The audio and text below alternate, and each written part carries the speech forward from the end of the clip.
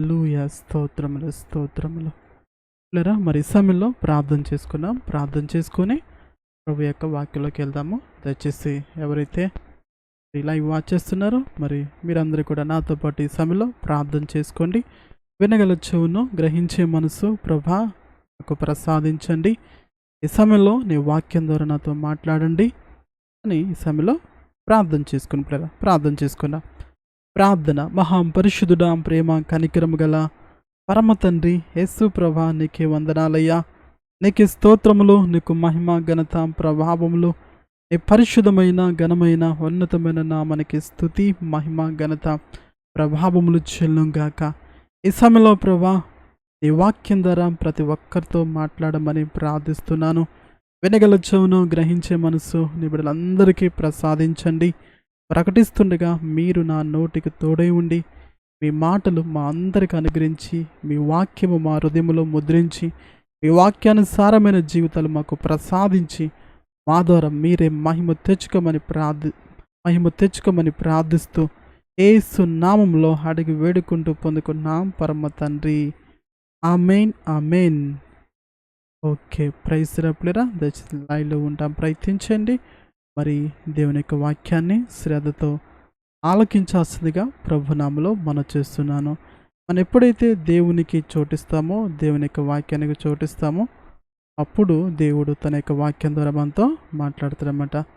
So దయచేసి ప్రతి ఒక్కరు కూడా దేవుని యొక్క మాటలను శ్రద్ధతో ఆలకించాల్సిందిగా ప్రభునామలో మనం చేస్తున్నాను అన్నమాట. ఓకే, మీరు చూస్తున్నప్పుడేరా స్క్రీన్లో చూస్తున్నారా దేవుని యొక్క వాక్యాన్ని? ఓకే, మొదటి దినవృత్తాంతుల గ్రంథము 29వ అధ్యాయం నుంచి మనము చూద్దాం అనమాట. మొదటి దినవృత్తాంతుల గ్రంథము 29వ అధ్యాయం 1వ వచనం చూద్దాం అనమాట. తర్వాత రాజైన దావీదు సర్వ సమాజముతో ఇలాగ సెలవిచ్చెను, దేవుడు కోరుకునిన నా కుమారుడైన సొలొమోను ఇంకను లేత ప్రాయము గల బాలుడై ఉన్నాడు. కట్టబోవు ఆలయము మనుషుని కాదు, దేవుడైన యెహోవాకే, కనుక ఈ పని గొప్పది. పిల్లరా, దావీదుని దేవుడు ఇజ్రాయెల్ ప్రజల మీద రాజుగా ఎన్నుకున్నాడు. మరి దావీదు చిన్నప్పటి నుంచే దేవుడు అంటే ఎంతో ప్రీతి. దావీదుకి దేవుడు అంటే చాలా ఇష్టం అనమాట. దావీదు చిన్ననాటి నుండి ఏం చేసేవాడు? చిన్నతనంలో గొర్రెలు కాసుకునేవాడు. అప్పటి నుంచే దావీదు దేవుని గురించి తెలుసుకున్న దేవుణ్ణి మరి ఆయన పట్ల ఎంతో ప్రేమ కలిగి ఉన్నాడు. అలాగే దావీదు తన యొక్క తండ్రి గొర్రెల పట్ల ఎంతో నమ్మకంగా మరి ఆ గొర్రెలు కాస్తూ ఉండేవాడు. ఆ విధంగా నమ్మకంగా ఉన్న దావీదుని దేవుడు చూశాడు. దేవుడు చూసి ఏం చేశాడు? దావీదుని ఇజ్రాయెల్ ప్రజల మీద రాజుగా అభిషేకించాడు, రాజుగా నియమించాడు, రాజుగా దేవుడు కోరుకున్నాడన్నమాట. అలా కోరుకున్న దావీదుని దేవుడు అభిషేకించిన తర్వాత సమూయేలు పంపించి తైలపు కొమ్ము తీసుకొని నూనెతో అభిషేకించిన తర్వాత దావీదు జీవితంలో ఎన్నో శోధనలు, ఎన్నో సమస్యలు, ఎన్నో కష్టాలు, ఎన్నో ఒడిదుడుకులు, ఎన్నో ప్రాణాయ పరిస్థితులు, ఎన్నో పోరాటాలు, ఎన్నో అవమానాలు, నిందలు ఇవన్నీ ఎదుర్కొన్నాడు. దావీదుని దేవుడు కోరుకున్నా, దావీదుని దేవుడు అభిషేకించిన, దావీదుకి దేవుడు తోడై ఉన్న ఎన్నో పోరాటాలు, ఎన్నో సమస్యలు ఇవన్నీ వచ్చాయి. ఇవన్నిటిలో దావీదు దేవుడి వైపు చూశాడు, దేవుని మీద ఆధారపడ్డాడు, మరి దేవుని కోసం బ్రతుకుతూ వచ్చాడు. దేవుడు మహాకృప చొప్పున దావీదు తగిన సమయంలో మరి దేవుడు ఇజ్రాయెల్ ప్రజలందరి మీద 12 గోత్రాల మీద దేవుడు రాజుగా నియమించాడు. అంటే దావీదుని దేవుడు ఎప్పుడైతే అభిషేకించాడో వెంటనే దావీదు రాజు అయిపోలా. తన జీవితంలో ఎన్నో పోరాటాలు వచ్చినాయి. ఈ విధంగా దావీదు రాజు అయిన తర్వాత ఇజ్రాయెల్ ప్రజల మీద 12 గోత్రాల మీద రాజుగా నియమించబడిన తర్వాత రాజ్య పరిపాలన చేస్తూ ఉన్నాడు దావీదు. ఆ తర్వాత చుట్టుపక్కల ఉన్న అమాలేకులతోని, ఫిలిష్టులతోని, ఇంకా అనేకులతో యుద్ధాలు చేస్తూ ఉన్నాడు.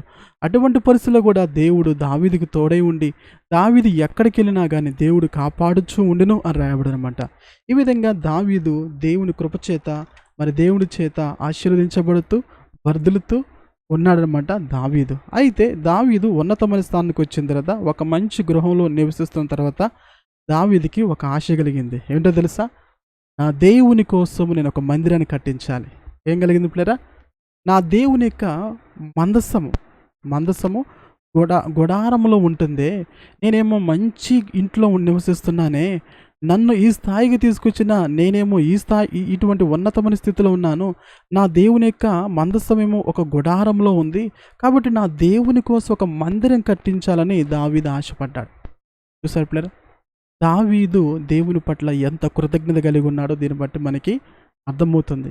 ఈ స్థాయికి రావటానికి కారణం ఎవరని గుర్తించాడు దావీదు? దేవుడని గుర్తించాడు.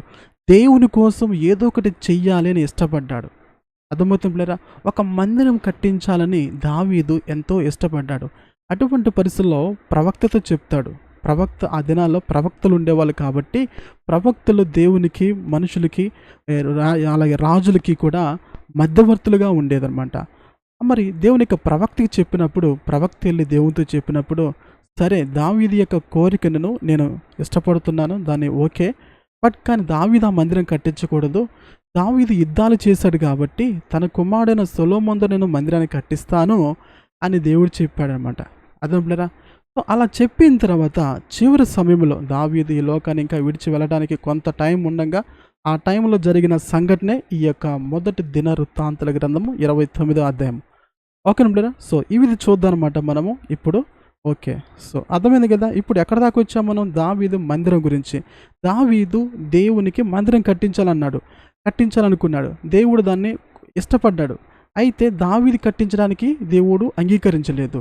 ఎవరి ధర కట్టిద్దాం అనుకున్నాడు దేవుడు? తన కుమారుడైన సొలొమోను ధర. అర్థం. ఇప్పుడు దాన్ని మనము దేవుని యొక్క వాక్యం నుంచి ఒక్కొక్క వచనాన్ని జాగ్రత్తగా మనం చూద్దామన్నమాట. ఓకేనా? తర్వాత రాజైన దావీదు సర్వ సమాజంతో ఇలాగ సెలవిచ్చును. దావీదు సర్వ సమాజం అంటే ఇజ్రాయెల్ ప్రజలందరినీ కూడా పిలిచేశాడు, లేదా ఆ ఇజ్రాయెల్ ప్రజల్లో ముఖ్యమైన వారిని బహుశా పిలిచుండొచ్చు. ఓకేనా పిల్లరా? సో వాళ్ళందరినీ పిలిచి వాళ్ళతో ఇలా చెబుతూ ఉన్నాడనమాట. ఏం చెప్తున్నాడో చూద్దామన్నమాట. ఏం చెప్తున్నాడు? దేవుడు కోరుకునిన నా కుమారుడైన సొలొమోను ఇంకనో లేతప్రాయము గలవాడు, లేతప్రాయం గల బాలుడే.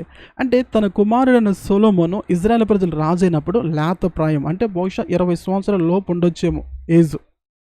అర్థం లేరా? లేతప్రాయం కలిగిన వాడంటే బహుశా 18 సంవత్సరాలు అయి ఉండొచ్చేమో, 20 సంవత్సరాల లోపు అతను వయసు ఉండొచ్చు. ఇంచుమించుగా 15 నుంచి 20 సంవత్సరాల లోపు ఉండొచ్చు సొలొమోను రాజు అయిన తర్వాత.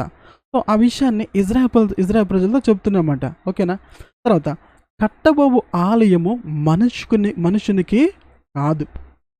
ఇప్పుడు దావీదు దేవునికి మందిరం కట్టించాలనుకున్నాడు. అది ఎవరికి పిల్లరా? మనుష్యునికి కాదు. ఎందుకని? దేవుడైన యెహోవాకే గనుక ఈ పని బహు గొప్పదని చెప్తున్నాడు. ఎందుకంటే దావీదు దేవుని మందిరం కట్టించాలనుకున్నాడు. అయితే దేవుడేమన్నాడు? నీ కుమారుడైన సొలొమోను ద్వారా నేను ఆ పనిని ముగిస్తాను, ఆ పనిని జరిగిస్తానన్నాడు. కాబట్టి దావీదు చెప్తున్నానమాట సర్వ సమాజముతోటి. ఏమని చెప్తున్నాడు? కట్టబోయే ఆలయము మనుషునికి కాదు.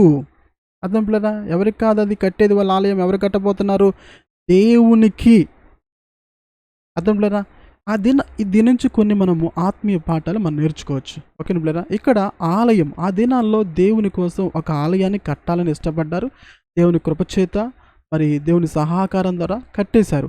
అయితే ఇక్కడ ఆలయం అనే ఇప్పుడు నూతన నిబంధనలు మనం చూసుకుంటే ఈ ఆలయము దేనికి సాదృశ్యంగా ఉందంటే పిల్లరా, మన దేహమే దేవుని ఆలయం అని దేవుని యొక్క వాక్యం సెలవిస్తూ ఉంది. అర్థమైందా? ఆ దినాల్లో దేవుని కోసము, దేవుని యొక్క దేవుని యొక్క మందసం కోసము ఒక మందిరాన్ని కట్టించాలనుకున్నారు.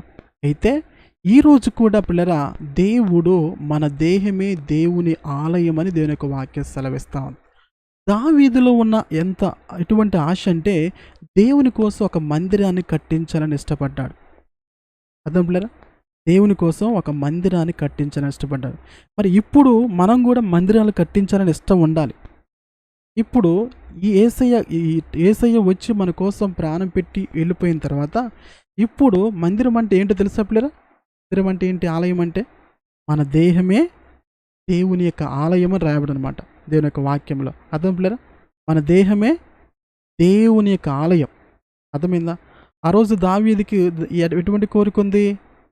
నా దేవుని కోసం ఒక ఆలయాన్ని కట్టించాలి. ఏం కట్టించాలి పిల్లరా? ఆలయాన్ని కట్టించాలనుకున్నాడు. మరి ఇప్పుడు ఈ యొక్క కొత్త నిబంధనలో ఆలయం అంటే ఏంటి?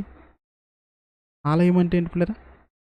ఆలయం అంటే నీ దేహమే దేవుని ఆలయము.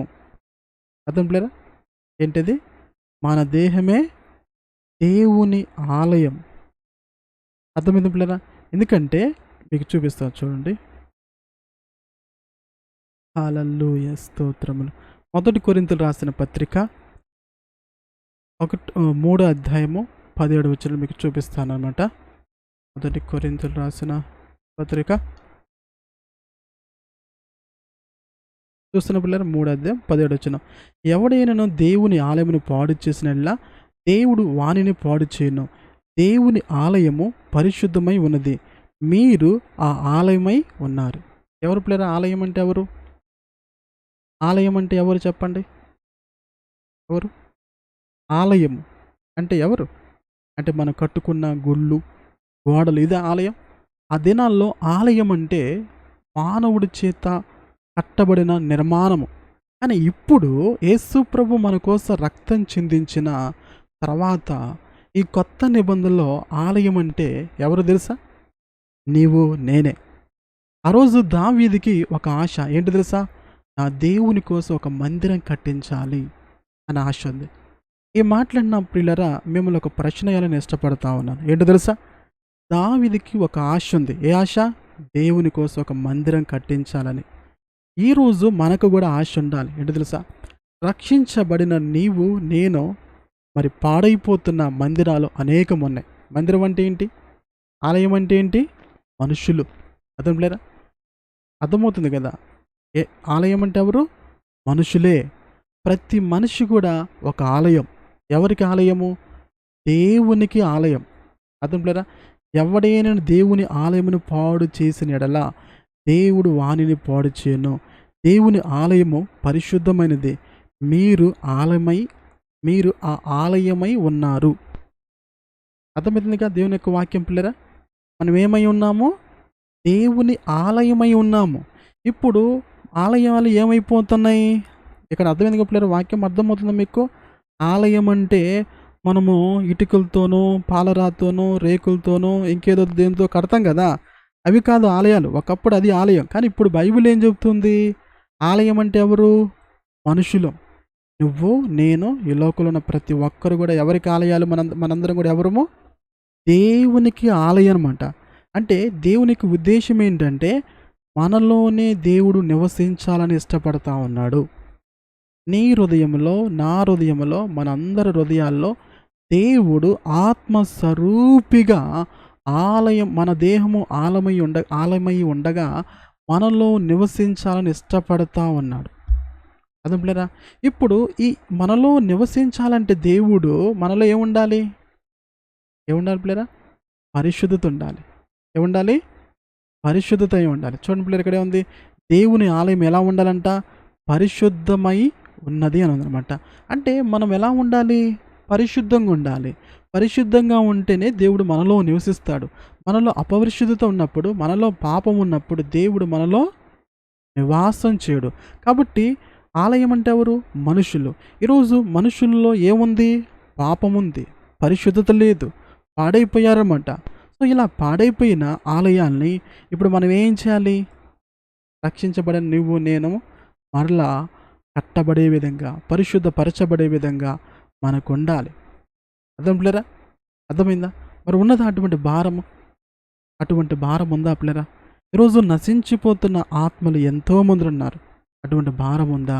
ఈ రోజుల్లో చాలామంది పిల్లరా నశించిపోతున్న మనుషుల పట్ల భారమే లేదు. ఎవరు ఎప్పుడు పోతే నాకేంటి అన్నట్టుగా ఎవరు బ్రతుకు వాళ్ళే బ్రతికేస్తా ఉన్నారు. అర్థమై పిల్లరా?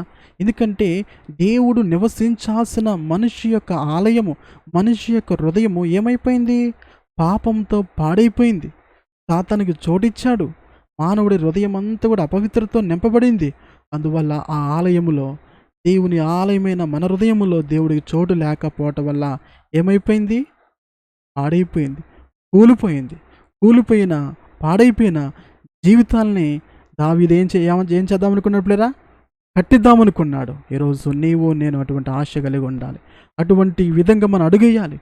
మాట్లాడిన ప్రియమైన సహోదరి సహోదరుడా, దావీదులా దేవుని మందిరం కట్టించాలని నీకు ఆశ ఉన్నదా? ఆలయం అంటే ఎవరు పిల్లరా? మనుషులు. అర్థమవుతుందా? అటువంటి భారం మనకు ఉండాలి పిల్లరా. అర్థమవుతుందా? క్రైస్తవుడు అంటే రక్షించబడిన ప్రతి వ్యక్తి కూడా దేవుడు నన్ను రక్షించుకున్నాడు, దేవుడు నన్ను మార్చాడు, దేవుని ఎరిగాను, ఈరోజు దేవుని గొప్పతనం ఏంటో నాకు తెలిసింది, ఆయన ఇచ్చిన రక్షణ నేను పొందుకున్నాను, ఈరోజు చనిపోతే రేపు నేను పరలోకానికి వెళ్తాను. అటువంటి నిరీక్షణ కలిగిన మనము మరి మనలా ఒకప్పుడు పాపములో, మనలా ఒకప్పుడు లోకములో ఉన్న వారిని గురించి మనం ఏం చేయాలి పిల్లరా? వారి ఆలయము అంటే వారి జీవితము పాడైపోయింది కాబట్టి పాడైపోయిన వారి జీవితాలు మనం ఏం చేయాలి? కట్టించబడిన ఆశ ఉండాలి. అందుకే దావీదేమన్నాడు? కట్టవు ఆలయము మనుషునికి కాదు దేవునికి. ఎవరికి పిల్లరా? దేవుడైన యెహోవాకి అని చెప్తున్నాడు. అవును పిల్లరా, ఈరోజు ఒక మనిషి రక్షించబడటం అంటే ఏడో తెలుసా పిల్లరా? అది దేవుని యొక్క మందిరాన్ని కడుతున్నట్టు. దేవుడి యొక్క ఒక మనిషిలో దేవుడు నివాసం చేయటానికి ఆ మనిషిని నువ్వు ప్రభు దగ్గరికి నడిపించినప్పుడు, ఆ మనిషి రక్షించబడినప్పుడు, ఆ మనిషి మారినప్పుడు, ఆ మనిషి పాపాన్ని విడిచిపెట్టినప్పుడు, ఆ మనిషి యేసు ప్రభుని సొంత రక్షకునిగా అంగీకరించినప్పుడు ఏమవుతుందో తెలుసా పిల్లరా? ఒక ఆలయముగా, దేవుడు నివాసానికి యోగ్యమైన ఆలయముగా ఆ మనిషి మార్చబడతా ఉన్నాడు. అర్థమవుతుంది పిల్లరా? ఆ దినాల్లో మరి రాళ్ళు తీసుకొచ్చి, బంగారం తీసుకొచ్చి, ఎండి తీసుకొచ్చి, ఇవన్నీ తీసుకొచ్చి కూడా ఇంకా చాలా మెటీరియల్ వాడారనమాట. ఇవన్నీ తీసుకొచ్చి మరి మానవుడి యొక్క కృత్యములతో అంటే చేతులతో తయారు చేసి దేవుని కోసం ఒక మందిరాన్ని కట్టారు. మరి ఈరోజు కూడా పిల్లలు మనం ఏం చేయాలి? దేవుడు నివసించటానికి మరి మనుషులైన ఆలయాలను మనం కట్టాలి. కడుతున్నామా పిల్లలు? మనం ఒకసారి ఆలోచించండి. మనం అనేకులను ప్రభు దగ్గరికి నడిపించాలి. మనం అనేకులకి ప్రభు సువార్త ప్రకటించే వారంగా ఉండాలి. మనం అనేకులను ప్రభు దగ్గరికి తీసుకురావాలి. నీ ద్వారా ఒక మనిషి రక్షించబడినప్పుడు, నీ ద్వారా ఒక మనిషి ప్రభుని అంగీకరించినప్పుడు, నీ ద్వారా ఒకళ్ళు మార్పు చెందినప్పుడు, నీ ద్వారా ఒకళ్ళు పాపం నుంచి వైదొలిగినప్పుడు వాళ్ళు ఏమవుతున్నారు తెలుసా? దేవుని ఆలయం అవుతున్నారు. దేవుడు వారిలో నివాసం చేస్తారన్నమాట. ఎలా నివాసం చేస్తాడు? పరిశుద్ధాత్మ దేవుడు వారిలో నివాసం చేస్తాడు. అందుకే దావీదేమన్నాడు? కట్టబోవు ఆలయము మనుషుని కాదు దేవుడికే. ఓకేనా? ఇది స్పిరిచువల్ యొక్క మీనింగ్ అనమాట. ఓకేనా? ఆ తర్వాత చూద్దాం. కనుక ఈ పని ఏంటిది? బహు గొప్పది. ఏ పని పిల్లరా? దేవునికి ఆలయం కట్టడం అన్నది ఆ పని ఎలాంటిదంట? బహు గొప్పది. ఎవరికి తెలుసా పిల్లరా? దేవునికి ఒక మందిరం అని దావీదు కడదామనుకున్నాడు. ఆ దేవునికి మందిరం కడదామనుకున్న, ఆ ఆలయాన్ని కడదామనుకున్న ఆ పని ఎలాంటిది? మామూలు పనా? చిల్లర పనా? ఏదో చిన్న పనా? ఎలాంటి పని పిల్లరా? బహు గొప్పది. అర్థం పిల్లరా? దావీదేమన్నాడు? బహు గొప్పది. అవును పిల్లరా, దేవుని సేవ అన్నది, దేవుని పని అన్నది, మరి ఇతరుని ప్రభు దగ్గర నడిపించటం అన్నది ఆ పని ఎలాంటిది తెలుసా పిల్లరా? బహు గొప్పది. ఈ లోకంలో ఎన్నో పనులు ఉండొచ్చు పిల్లరా, తెలుసా? ఈ లోకంలో ఎన్నో పనులు ఉండొచ్చు. మీరు పొద్దంతా కష్టపడవచ్చు. ఆ పని కంటే దేవుని పని లేదా దేవుని ఆలయం కట్టించటం అన్నది ఆ పని చాలా గొప్పది పిల్లరా, తెలుసా? దేవుని సేవ అన్నది, నశించిపోతున్న ఆత్మలు దేవుని కొరకు సంపాదించడం అన్నది ఆ పని ఏంటో తెలుసా పిల్లరా? చాలా గొప్పది. ఎలాంటి గొప్పది? బహు గొప్పది. ఈ లోకంలో ఎన్నో పనులు ఉన్నాయి కదా, రకరకమైన పనులు ఉన్నాయి. ఎవరు చేసే పనిలో వారికే గొప్ప, అంతే కదా? ఒకవేళ ఉద్యోగం చేసిన వ్యక్తికి నేను ఉద్యోగం చేస్తున్నాను అతను గొప్పగా ఫీల్ అవుతుంటారు. ఒకవేళ వ్యవసాయం చేసే వ్యక్తి నేను వ్యవసాయం చేస్తున్నానని గొప్పగా ఫీల్ అవుతుంటారు. కొంతమంది వ్యాపారం చేసే వాళ్ళకి నేను వ్యాపారం చేస్తానని గొప్పగా వెళ్తారు. కానీ ఈ లోకంలో ఎన్నో పనులు ఉన్నాయి ఇలా చెప్పుకుంటూ పోతే, అవును కదా? కానీ అన్నిటికంటే బహు గొప్ప పని ఏంటి పిల్లరా? ఏ పని చెప్పండి? దేవునికి ఆలయం కట్టడమే గొప్ప పని. ఈరోజు గుర్తిస్తున్నారు పిల్లరా? దేవుని సేవ అంటే ఏమనుకుంటున్నారు పిల్లరా? ఏదో మామూలు పని అనుకుంటున్నారా? మీకేంటి అయ్య గారు, ఏదో 4 మాటలు చెప్పేస్తూ ఉంటారు అని అనుకుంటారా? చెప్పండి. దేవుని కోసము పిల్లరా, దేవుని సేవకుడు ఏం చేస్తారో తెలుసా? విశ్వాసులు కూడా, దేవుని సేవకుడు ఒకడే కాదు, దేవుని దైవజనుడు ఒకడే కాదు, విశ్వాసులు కూడా చేయాల్సిన పని ఇది. మీరు పని చేసుకుంటూ కూడా, మీరు వ్యాపారం చేసుకుంటూ కూడా, మీరు ఉద్యోగం చేసుకోవడం కూడా దేవుని పని మీ ద్వారా జరగాలి. అర్థం పిల్లరా? ఎందుకంటే నేను ఈ ఉద్యోగం కంటే, నేను చేసే ఈ వ్యాపారం కంటే, నేను చేసే ఈ పని కంటే నా దేవుని పని చాలా బహు గొప్పది. ఆ పనికి నేను ప్రయారిటీ ఇవ్వాలనే అటువంటి ఆలోచన ఉండాలి పిల్లరా. అర్థం పిల్లరా? ఈ రోజుల్లో దేవుని సేవన్నా, దేవుని పరిచరన్నా దాని గురించి అసలు అవగాహన లేని వారు అనేకులు ఉన్నారు పిల్లరా. కానీ దేవుని పని అన్నది, దేవుని పరిచర్య అన్నది, మరి దేవుని కోసము ఆలయం కట్టడం అన్నది, ఆ పని చాలా గొప్పది. అర్థమవుతుంది పిల్లరా? అది చాలా గొప్పది. చాలా గొప్పది. ఎందుకంటే తెలుసా? ఒక మనిషిని ప్రభు కొరకు సంపాదించటం అంటే అది అంత ఈజీ కాదు పిల్లరా. ఒకవేళ నెలకి మనము ఒక 20,000 సంపాదించవచ్చు, 30,000 సంపాదించవచ్చు, 40,000 సంపాదించవచ్చు, లేదా 1,00,000, 2,00,000 ఎంతో సంపాదించు ఏదో ఒక విధంగా. కానీ ఒక మనిషిని ప్రభు కొరకు సంపాదించాలంటే చెప్పండి పిల్లరా? పాడైపోతున్న వ్యక్తి, పాపంలో జీవిస్తున్న వ్యక్తి, తాగుడికి అలవాటు పడిన వ్యక్తి, ఈ లోక పాపములో మునిగిపోతున్న వ్యక్తిని ప్రభు కొరకు సంపాదించాలంటే అంత ఈజీ అనుకుంటున్నాం పిల్లలు. అది ఒక్కరోజు 2 రోజులతో జరిగిపోయే పనా చెప్పండి? అలాగే రక్షించబడిన వ్యక్తి మరలా పాపంలో పడిపోకుండా అతన్ని ప్రభు కొరకు మరి నిలబెట్టడం కోసము ఎంత ప్రయాసపడాలో తెలుసా పిల్లలు? ఎందుకంటే దేవుని పని చేసిన వాళ్ళకే ఆ పని విలువ తెలిసిద్ది. అర్థం పిల్లరా? దేవుని సేవ చేస్తున్న వాళ్ళకే ఆ పని విలువ తెలుస్తుంది. లేకపోతే దేవుని యొక్క సేవ గురించి, దేవుని యొక్క పరిచర్య గురించి తెలియనప్పుడు మనకేముంటుందంటే ఏముందిలే, ఏదో 4 మాటలు చెప్పటమే కదా, 4 దేవుని గురించి చెప్పటమే కదా అన్నట్టుగా అనుకుంటారు. కానీ పిల్లరా అది కాదు. ఎందుకంటే దేవుని పని బహు గొప్పదనమాట. అర్థం పిల్లరా? ఎవరు చెప్తున్నారు ఈ మాట? ఇజ్రాయేల్ ప్రజలకు రాజైన 12 గోత్రాలకు రాజైన దావీదు చెప్తున్నాడు పిల్లరా. ఏదో ఒక మామూలు వ్యక్తి చెప్పట్లే ఈ మాటలో. ఎవరు చెప్తున్నారు? ఒక రాజు చెప్తున్నాడు. ఒక దేశానికి జీవంగల దేవుణ్ణి ఆరాధిస్తున్న హృదయానుసారుడైన దావీదు చెప్తున్నాడు. ఏదో దారిని పోతున్న దానే చెప్పాడు అంటే అనుకోవచ్చు, లేదా నాలాంటి ఒక పాస్టర్ అని చెప్పారంటే అనుకోవచ్చు. కానీ ఎవరు చెప్తున్నా తెలుసా? దావీదు చెప్తున్నాడు. దావీదు ఎలాంటి వాడు? దేవుని యొక్క హృదయానుసారుడు. అర్థమైందా? అంటే దావీదు యొక్క మాటలు ఎలాంటి మాటలు తెలుసా? అది దైవ వాక్కులు అన్నట్టు. అదే పిల్లరా? కాబట్టి మనము గుర్తించాలి. ఏంటో తెలుసా? ఈ పని చాలా గొప్పదని గుర్తించాలి. గుర్తిస్తున్నారు పిల్లరా? దేవుని పరిచర్య అంటే, దేవుని పని అంటే మీకు గుర్తించారా? దేవుని పరిచర్య అన్నది, దేవుని యొక్క సువార్త అన్నది అది చాలా గొప్ప పని అని గుర్తించారా మీరు? గుర్తించారా? గ్రహించారా ఎంతకి మీరు? దేవుని పరిచర్య అంటే ఈ రోజుల్లో చాలామంది దేవుని పరిచర్యకి సహకరించడం అంటే ఏదో మామూలుగా అనుకుంటారు. ఈ మధ్య నేను ఒక చోట చూశాను. వాళ్ళు ఒక గుడి కట్టించుకున్నారు. ఏం కట్టించుకున్నారు? ఒక గుడి కట్టించుకున్నారు. అది హిందువులకు సంబంధించి అనమాట. ఆ గుడి కట్టించడానికి చాలామంది కూడా, అనేకులు కూడా మరి విరాళం ఇచ్చారు. ఏమిచ్చారు? విరాళము అంటే దాతలు స్పాన్సర్ చేశారన్నమాట అనేకులు. అలా చేసిన వాళ్ళందరి పేర్లు కూడా ఒక రాయి మీద కొట్టించి పలానా వాళ్ళు ఎంత ఇచ్చారు, పలానా వాళ్ళు ఎంత ఇచ్చారు, పలానా వాళ్ళు ఎంత ఇచ్చారు అనేవి అలా అనేకమైన రాళ్ళ మీద వాళ్ళ పేర్లు కొట్టించి అక్కడ పెట్టారు. అర్థం. ఎందుకని ఈ ఆలయం కట్టడానికి, ఈ మందిరం కట్టడానికి ఇంతమంది సహకరించారు అని ఒక్కొక్క పేరు అక్కడ వారు ఎంత ఇచ్చారో అవన్నీ కూడా మెన్షన్ చేసి అక్కడ రాయటం జరిగింది. అర్థం. అంటే ఈ లోకంలోనే ఒక వ్యక్తి చేసింది అది నలుగురు తెలవటం కోసము, అది ఎవరు కూడా మర్చిపోకుండా ఉండటం కోసము మనం ఈ విధంగా వ్యవహరిస్తుంటే, నువ్వు దేవుని కోసం చేసింది దేవుడు మర్చిపోతాడా? ప్రియమైన సహోదరి సహోదరుడా చెప్పు. నువ్వు ఒక దేవుని పరిచర్య కోసం నువ్వు చేసింది ఏది కూడా దేవుడు మర్చిపోడు. ఒకవేళ ఈ లోకంలో పాస్టర్ గారు నీ పేరు చెప్పకపోవచ్చు, ఈ లోకంలో మనుషులు నిన్ను పొగడకపోవచ్చు, అసలు నువ్వెవరవో తెలవకపోవచ్చు, నువ్వెంత ఇచ్చావో మనుషులకు తెలవకపోవచ్చు.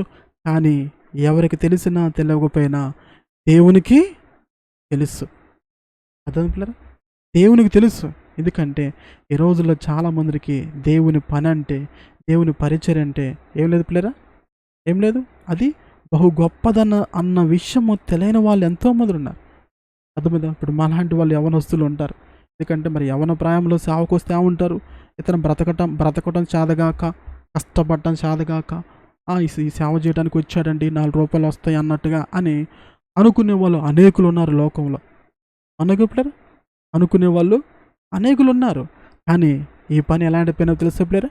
ఎలాంటి పని? బహు గొప్ప పని అనమాట. దేవుడు ఈ గొప్ప పని చేయడానికి నాలాంటి వారిని, యోగ్యత లేని వారిని, ఎన్నిక లేని వారిని ఎన్నుకొని దేవుడు ఆయన పని చేయడానికి దేవుడు పిలుచుకుంటాడనమాట. పిలుచుకున్నప్పుడు మాలాంటి వాళ్ళు ఇది గొప్ప పని అని ఆ పని కోసం ఏం చేస్తాం? కష్టపడతాం. అలాగే మీరు కూడా దేవుని పరిచర్య అంటే అది గొప్పదని గుర్తించాలి. గుర్తించి దేవుని ఆలయము కట్టబడటానికి నా వంతు నేను సహకరించే విధంగా ఉండాలన్నట్టుగా ముందుకు రావాలి. అర్థం లేరా?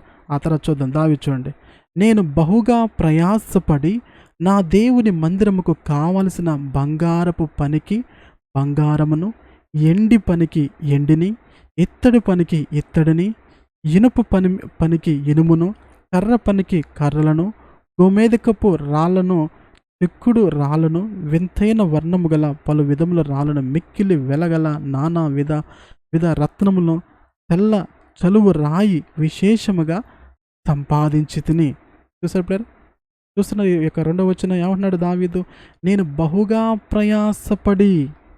దావీదు ఏం చేశాడు? ప్రయాసపడ్డాడు. ఎలా ప్రయాసపడ్డాడు? బహుగా ప్రయాసపడ్డాడు. ప్రయాస వేరు, బహు ప్రయాస వేరు. అర్థం లేదు. ఇప్పుడు నేను కష్టపడ్డాను అన్నదానికి మీకు ఎగ్జాంపుల్ ఇస్తానమాట. నేను కష్టపడ్డానే అండి అని అనొచ్చు. ఇప్పుడు పగలంతా కష్టపడింది వేరు, రాత్రి పగల కష్టపడింది వేరు. అర్థం పిల్లలు? పగలు కష్టపడ్డారు, అందరూ కష్టపడతారు పగలు. కానీ పగలు కష్టపడి రాత్రి కష్టపడ్డారంటే ఆ కష్టాన్ని ఏమంటారు అంటున్నారు? అది మామూలు కష్టం కాదు, చాలా ఎక్కువ కష్టపడ్డట్టు. అర్థం పిల్లలు? ఒక మనిషి 8 గంటలు పని చేయాలనుకుంటున్నారా? సో అది సర్వసాధారణం, అంతే కదా. అట్లా కాకుండా ఒక వ్యక్తి డబల్ పని చేశాడు, 16 గంటల పని చేయాలనుకో, దాన్ని ఏమంటారు? ఇంకెక్కువగా కష్టపడ్డట్టు. అర్థం లేదా? ఇక్కడ కూడా దావీదు కూడా అలాగే ప్రయాసపడ్డాడు. ఎలాగా? బహుగా ప్రయాసపడ్డాడు. దేనికోసం ప్రయాసపడ్డాడు? దేనికోసం ప్రయాసపడ్డాడు పిల్లరా? చెప్పండి. దావీదు బహుగా ప్రయాసపడ్డాడు. దేనికోసము? నా దేవుని మందిరముకు కావలసిన బంగారం. దేనికోసం పిల్లరా? దేవుని మందిరానికి కావలసిన బంగారం కోసము, వెండి కోసము. అంటే దేవుని యొక్క మందిరం కట్టేటప్పుడు బంగారం అవసరం ఉంటుంది కాబట్టి బంగారాన్ని కోసము ప్రయాసపడ్డాడు. ఎండి కోసము ప్రయాసపడ్డాడు. ఇత్తడి, ఇనుము, ఇవన్నిటి కోసము ఏం చేశాడు పిల్లరా? ఏం చేశాడు? అవన్నీ కూడా ప్రయాసపడి, కష్టపడి ఏం చేశాడు? విశేషముగా సంపాదించాడంట. చూసారు పిల్లరా? దేనికోసం సంపాదించాడు? దేనికోసం సంపాదించాడు పిల్లరా? దేవుని యొక్క ఆలయము కట్టబడటానికి. మరి మీరు కూడా సంపాదిస్తున్నారు పిల్లరా? సంపాదిస్తున్నారా? మీరు ఎంతకీ సంపాదించట్లేదు ఏమి? ఏదో ఒక పని చేస్తున్నారు కదా. ఎవరికి తోచిన పని వాళ్ళు చేస్తున్నారు. ఉద్యోగం చేసే వాళ్ళు ఉన్నారు, వ్యాపారాలు చేసే వాళ్ళు ఉన్నారు, అవును కదా. ఇంకా ఏదైనా వర్క్ చేసే వాళ్ళు ఉన్నారు. ఇలా ఏదో ఒక మనిషి ఏదో ఒక పని చేస్తూనే ఉంటాడు. ఏదో ఒకటి చేసి రూపాయి ఏం చేస్తున్నారు? నెల కాగానే సంపాదిస్తున్నారు. మరి ఇంతకీ మీ సంపాదన దేనికోసం పిల్లరా? చెప్పండి. మీరు సంపాదిస్తున్నారు కదా, మీ సంపాదన మీకోసమేనా? మీ కుటుంబం కోసమేనా? మీ బిడ్డల కోసమేనా? మీ భర్త కోసమేనా? మీ భార్య కోసమేనా? మీ పిల్లల కోసమేనా? ఎవరి కోసం ఈ సంపాదన? లేకపోతే మీకోసమేనా? చెప్పండి. దావీదు ఆ రోజు బహుగా ప్రయాసపడ్డాడు, బహుగా కష్టపడ్డాడు. దేనికోసము? దేవుని యొక్క ఆలయము కట్టబడటానికి. ఎందుకో తెలుసా? దేవుడంటే దావీదుకి చాలా మక్కువ. చూపిస్తాను వచనాలు కూడా. అర్థం లేరా? దావీదుకు పిచ్చి ప్రేమ దేవుడంటే. అందుకే దేవుని కోసం అంత కష్టపడ్డాడు. ఏమి కష్టపడ్డాడు దావీదు? చూడండి పిల్లరా, ఏమి కష్టపడ్డా తెలుసు దావీదు? మనం ఒక 10 రూపాయలు ఇస్తే, ఎగ్జాంపుల్ చెప్తున్నాను, మనం ఒక 1000 రూపాయలు ఇస్తాను, ఒక 5,000 ఇస్తాను, 10,000 ఇస్తాను, మనం అంతా వాళ్ళు ఎవరు లేరు అన్నట్టుగా మనం అందరూ ఫీల్ అయిపోతాం. ఎవరైనా మనుషులు సర్వసాధారణం కదా. కానీ దావీదు ప్రయాస, ఎంత ప్రయాస చూడండి పిల్లరా. దేనికోసం తెలుసా? దేవుని మందిరం కట్టించాలని. ఏమి కష్టపడ చూడండి. బంగారాన్ని సంపాదించాడు. ఏంటిది? 1 బంగారము, 2 ఎండి సంపాదించాడు, 3 ఇత్తడి సంపాదించాడు, తర్వాత 4 ఇనుము సంపాదించాడు, 5 కర్రలు సంపాదించాడు, 6 గోమేదకపు రాళ్ళు అంట.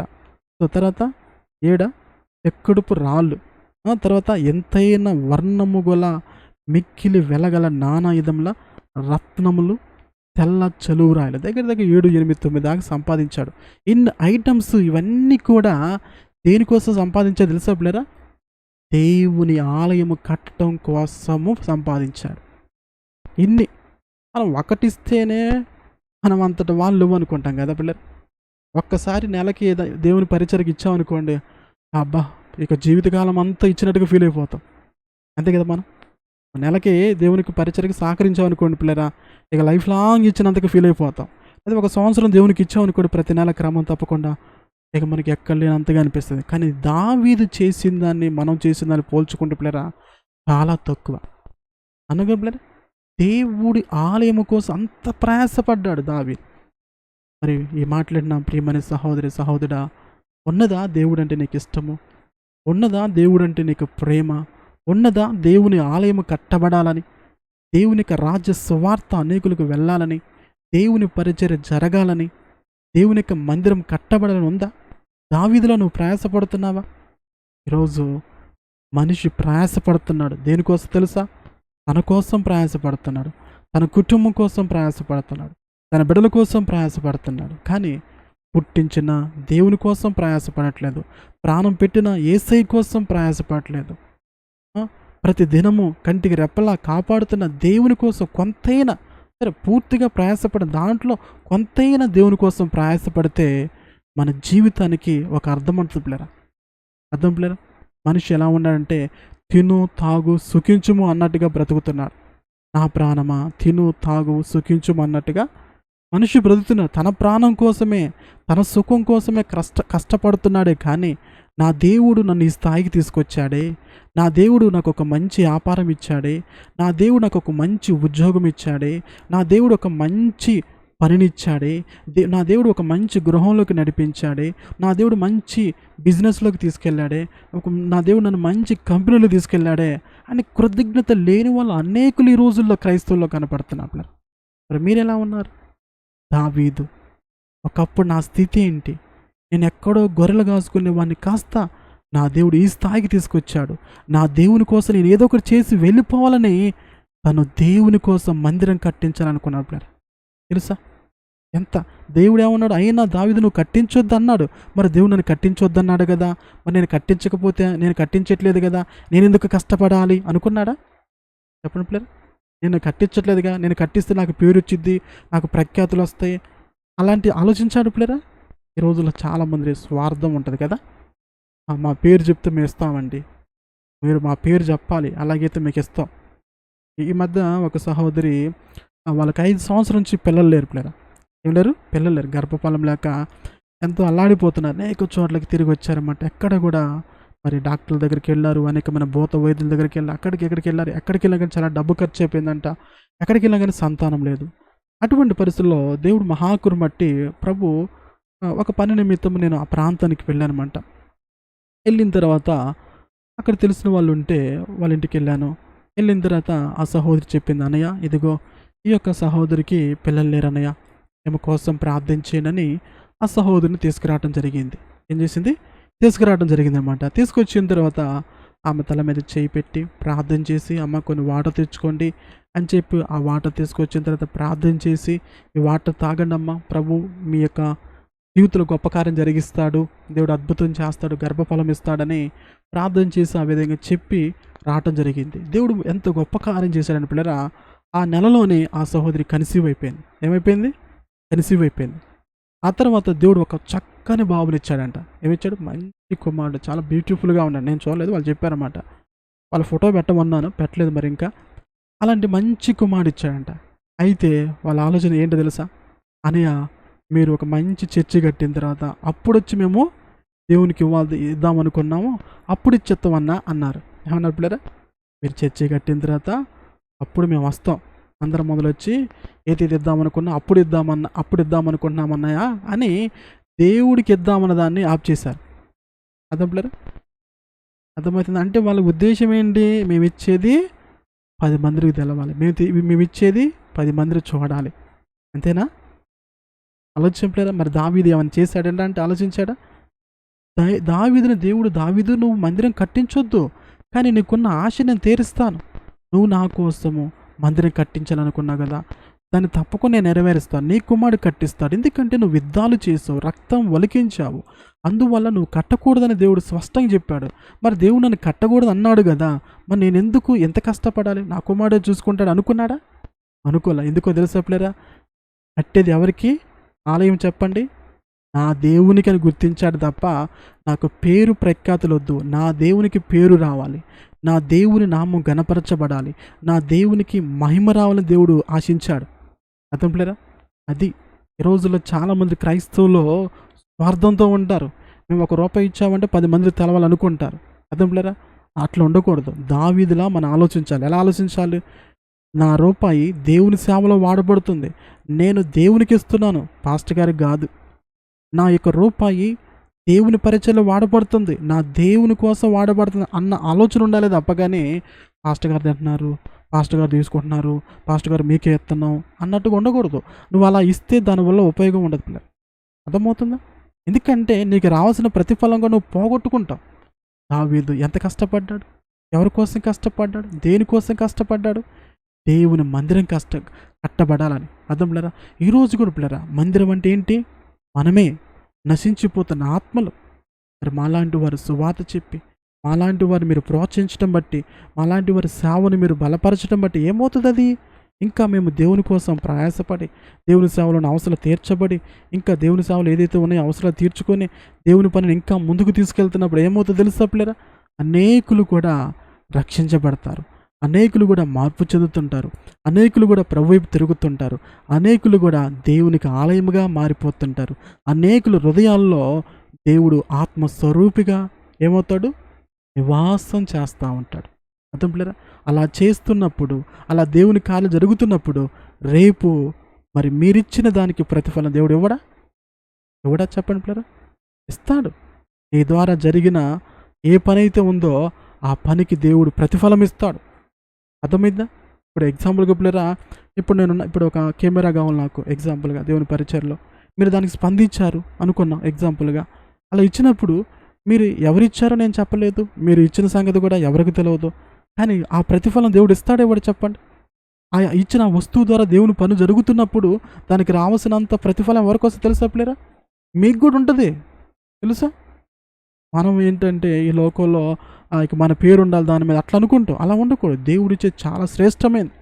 కాబట్టి దావీదు దేవుని కోసము ఎంతో విశేషముగా సంపాదించాడు. కాబట్టి పిల్లరా, మనము కూడా ఈ లోకంలో రూపాయి సంపాదించడం తప్పేం కాదు, ఉద్యోగం చేయడం తప్పేం కాదు, వ్యాపారం చేయడం తప్పేం కాదు, సంపాదించాలి. కానీ సంపాదించిన దాంట్లో దేవుని కోసం ఎంత వాడుతున్నాం అనేది చాలా ఇంపార్టెంట్. అర్థం పిల్లరా? మనము సంపాదించిన దాంట్లో దేవుని పని కోసము, దేవుని ఆలయము కట్టబడటం కోసము, దేవుని రాజ్య సువార్త కోసము ఎంతగా మనం ఇస్తున్నాం అనేది చాలా ఇంపార్టెంట్. అర్థం పిల్లరా? దావీదు ఇంతగా దేవుని కోసము ప్రయాసపడ్డాడు, ఇంతగా కష్టపడ్డాడు, దేవుని కోసం కష్టపడ్డాడు. గుర్తుంచుకొని పిల్లరా, దేవుని కోసం కష్టపడిన ప్రయాస ఎప్పటికీ వ్యర్థం కాదు. అందుకే దేవునికి వాక్యం ఉంది, ప్రభునందు మీ ప్రయాస వ్యర్థము కాదని ఉందన్నమాట. అర్థం పిల్లరా? ప్రభునందు ప్రయాసపడిన ఆ ప్రయాస అంట వ్యర్థము కాదు. ఇప్పుడు నేనున్నాను దేవుని కోసము, ఈ సమయమైనా కానీ దేవునికి వాక్యం అందిస్తూ ఉన్నాను. మరి ఎంతోమంది సహకరిస్తానంటారు, సహకరించరు, అయినా కానీ వాళ్ళ కోసం ప్రార్థిస్తుంటాం, వాళ్ళ యొక్క బాధలు ఉన్నా కానీ, వాళ్ళ అవసరతలు ఉన్నా కానీ ప్రార్థిస్తుంటాం, వాళ్ళు పట్టించుకుంటూ అన్నీ చేస్తూ ఉంటాం. ఎందుకని? ప్రభువునందు చేసిన ప్రయాస వ్యర్థం కాదు. మనిషి ప్రతిఫలం ఇచ్చినా ఇవ్వకపోయినా ఎవరిస్తారు? దేవుడిస్తాడు. అర్థం పిల్లలు? అది అందుకే ప్రభు కోసము నువ్వైనా నేనైనా ఏది చేసినా కానీ ఏం కాదు పిల్లలు, అది వ్యర్థం కాదు. ఈ రోజుల్లో మనుషులు చాలామంది బాధపడిపోతూ ఉంటారు అనకు పిల్లలు. అలా ఉండకూడదు. ఆ తర్వాత చూడండి, మరియు నా దేవుని మందిరం మీద నాకు కలిగి ఉన్న మక్కువ చేత, దావీదేమన్నాడు?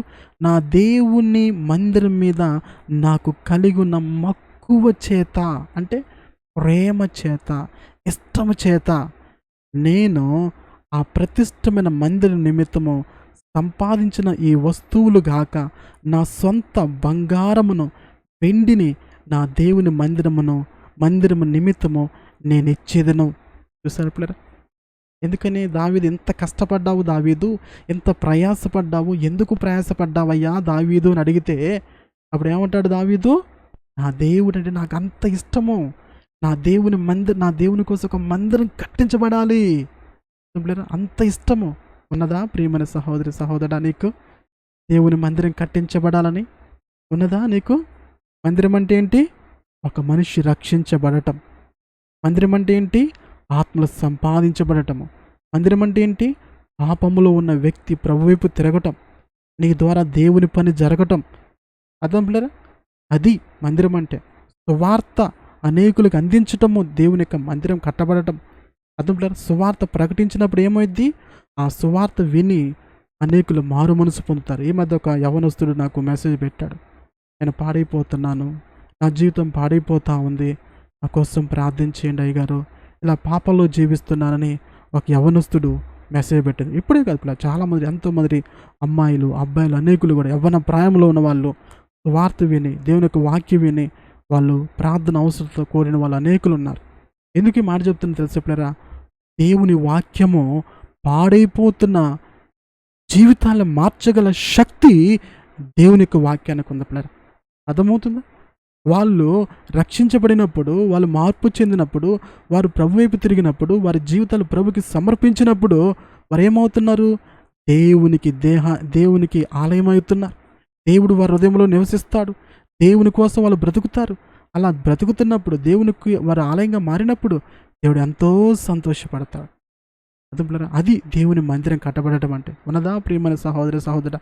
అలాంటి వాళ్ళు సేవకులు ప్రయాసపడుతున్నప్పుడు ఇలాంటి వాళ్ళు ప్రోత్సహించడం అనేది అది చాలా గొప్ప భాగ్యం పిల్లలు. అర్థమైందా? మన కోసం కష్టపడుతున్నాం, మన కోసం సంపాదించుకున్నాం. ఇక్కడ ఏం సంపాదించుకుంటారు ఈరోజు చాలామంది? ఏం సంపాదిస్తారు? ఇల్లులు సంపాదించుకుంటారు, ఆ తర్వాత భూములు సంపాదించుకుంటారు, ఆ తర్వాత పిల్లరా ఇంకేం సంపాదించుకుంటారు? బంగారం సంపాదించుకుంటారు, ఆస్తులు సంపాదించుకుంటారు. ఏమైనా వస్తాయో చెప్పండి? నువ్వు ఈ లోకంలో ఏవైతే నీ కోసం సంపాదించుకుంటావో ప్రియమైన సహోదరా, అవి నీతో నాతో రావు. మనం ఈ భూమి మీద సంపాదించుకునే ఏదైనా కావచ్చు పిల్లరా, మనుషులైనా, డబ్బులైనా, వస్తువులైనా, వాహనాలైనా, ఇల్లైనా, మేడలైనా, ఇంకా ఏదైనా కావచ్చు, అది నీతో అయినా నాతో అయినా ఎవరితో అయినా రాదు. ఈ భూమి మీద ఉన్నంతసేపు నాది నాది అనుకుంటాం, అంతేగాని కళ్ళు మూసిన తర్వాత ఏది నీ అంట రాదు. అదే అంతే. మరి ఏం వస్తుంది నీ అంట? నువ్వు చేసిన క్రియలు నీ అంట వస్తాయి. తెలుసా పిల్లరా? యేసయ్య ఏమన్నాడు తెలుసా? యవన క్రియలు తగ్గట్టుగా వానికి నేను ప్రతిఫలం ఇస్తానన్నాడు. ఏమన్నాడు? యవన క్రియలు తగ్గట్టు వానికి నేను ప్రతిఫలం ఇస్తానన్నాడు. అంటే నువ్వు చేసిన క్రియలకి దేవుడు ఏమిస్తాడు? ప్రతిఫలం ఇస్తాడు. అంతేగాని నీ ఇక్కడ భూమి మీద ఒక 10 కేజీలు బంగారం సంపాదించావని, ఒక 10 ఎకరాల పొలం సంపాదించావని, ఒక 5 స్టేర్లు బిల్డింగ్ కట్టావని, అర్థం పిల్లరా, ఇలాంటి వాటికి దేవుడు నీకు నాకు ఏమీ ప్రతిఫలం ఇవ్వడు. మనం చేసిన దానికి ప్రతిఫలం ఇస్తాడు. అందుకే పిల్లరా, మన కోసము సంపాదిస్తామో లేదో కానీ అన్నిటికంటే దేవుని కోసం సంపాదించటము చాలా ఎంతో విలువైంది పిల్లరా. అర్థమైందా? కాబట్టి ప్రతి ఒక్కరు ఈ విషయాన్ని గుర్తించాలి. దావీదేమన్నాడు? నా దేవుని మందిరం మీద నా కలిగి ఉన్న మక్కువ చేత, అంటే ప్రీతి, ఇష్టం అన్నమాట దావీదికి. మరి ఉన్నదా పిల్లరా? మరి మీకుందా? ఇష్టం ఉందా? ఆయన మందిరం మీద మీకు ఆశ ఉందా? ఈ రోజుల్లో లేదు కదా. ఈ రోజుల్లో క్రైస్తవులు లేదు పిల్లరా. ఈ రోజుల్లో మనము దేవుని బిడ్డలని చెప్పుకుంటున్నాం, కానీ నశించిపోతున్న మనుషుల మీద అటువంటి తీపి లేదు. అయ్యో వీళ్ళు పాపంలో ఉన్నారే, అయ్యో వీళ్ళు నరకంలోకి వెళ్తున్నారే అన్న భారం లేదు. అలాగే మరి దేవుని పరిచర్య చేస్తున్నారే, మరి దేవుని సేవకుడికి మనం ప్రోత్సహిద్దామని అన్న మక్కువ లేదనమాట ఈ రోజుల్లో. కానీ దావీదికి ఉన్నదనమాట. దావీదేమన్నాడు? నేను ఆ ప్రతిష్టమైన మందిరం నిమిత్తము సంపాదిస్తున్న వస్తువులు గాక, ఆ తర్వాత ఏం చేశాడు? నా స్వసత్తమైన బంగారమును వెండిని నా దేవుని మందిరము నేను ఇచ్చేది. అంటే తన సొంత బంగారాన్ని కూడా, వెండి కూడా దేనికోసం ఇచ్చాడు పిల్లలు దావీదు? దేనికోసం ఇచ్చారు? నా దేవుని మందిరం నిమిత్తము నేను ఇచ్చేదను. ఎవరి కోసం ఇస్తానంటున్నాడు? దేవుని మందిరం నిమిత్తము. ఏ మాట్లాడినా ప్రియమైన సహోదరా, ఇస్తున్నావా నువ్వు దేవునికి? ఉన్నదా దేవుడు అంటే మక్కువ నీకు? లేకపోతే యూదా ఇస్కరేతు వలె కపటమైన భక్తి చేస్తున్నావా నువ్వు? యూదా ఇస్కరేతు కూడా ఏసయ్యా నువ్వంటే నాకు ఇష్టమని ఏసైని ముద్దు పెట్టుకొని ఏసైని అప్పగించాడు పిల్లరా. ఏం చేశాడు? ఏసైని ముద్దు పెట్టుకొని అప్పగించాడు. దేనికోసము? ఎండి నాణ్యాల కోసం. ఈరోజు క్రైస్తవుల్లో ఏసైని అమ్ముకునే వాళ్ళు ఉన్నారు. అలాంటి వాళ్ళు పిల్లరా, అమ్ముకునే వాళ్ళు అంతే.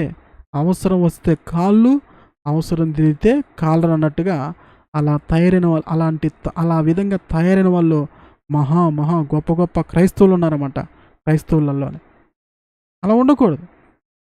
దేవుడు అలా మనం ఉండడానికి ఇష్టపడట్లేదు. ఎందుకోసం రాయించాడు తెలుసు దావీదు గురించి? నేను దావీదులా ఉండాలని. దావీదులా బ్రతకాలని, దావీదులా దేవుని ప్రేమించాలని, దావీదులా దేవుని కోసం ప్రయాసపడాలని, అవసరమైతే దేవునికి మనకున్నది మొత్తం కూడా ఇచ్చే వరంగా ఉండాలని దేవుడు ఇష్టపడతాం. మరి దేవుడు అబ్రాను పరిశోధించాడు. తన ఒక్కగానొక్క కుమారుడు ఇస్తాడా లేదని దేవుడు ఏం చేశాడు పిల్లరా?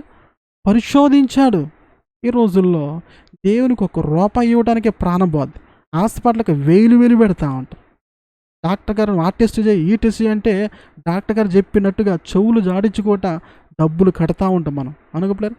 ఎందుకు కట్టాలండి? మేము కట్టమండి, మా వల్ల కాదండి అంటావా? ఆయన చెప్పిందల్లా చేస్తాం.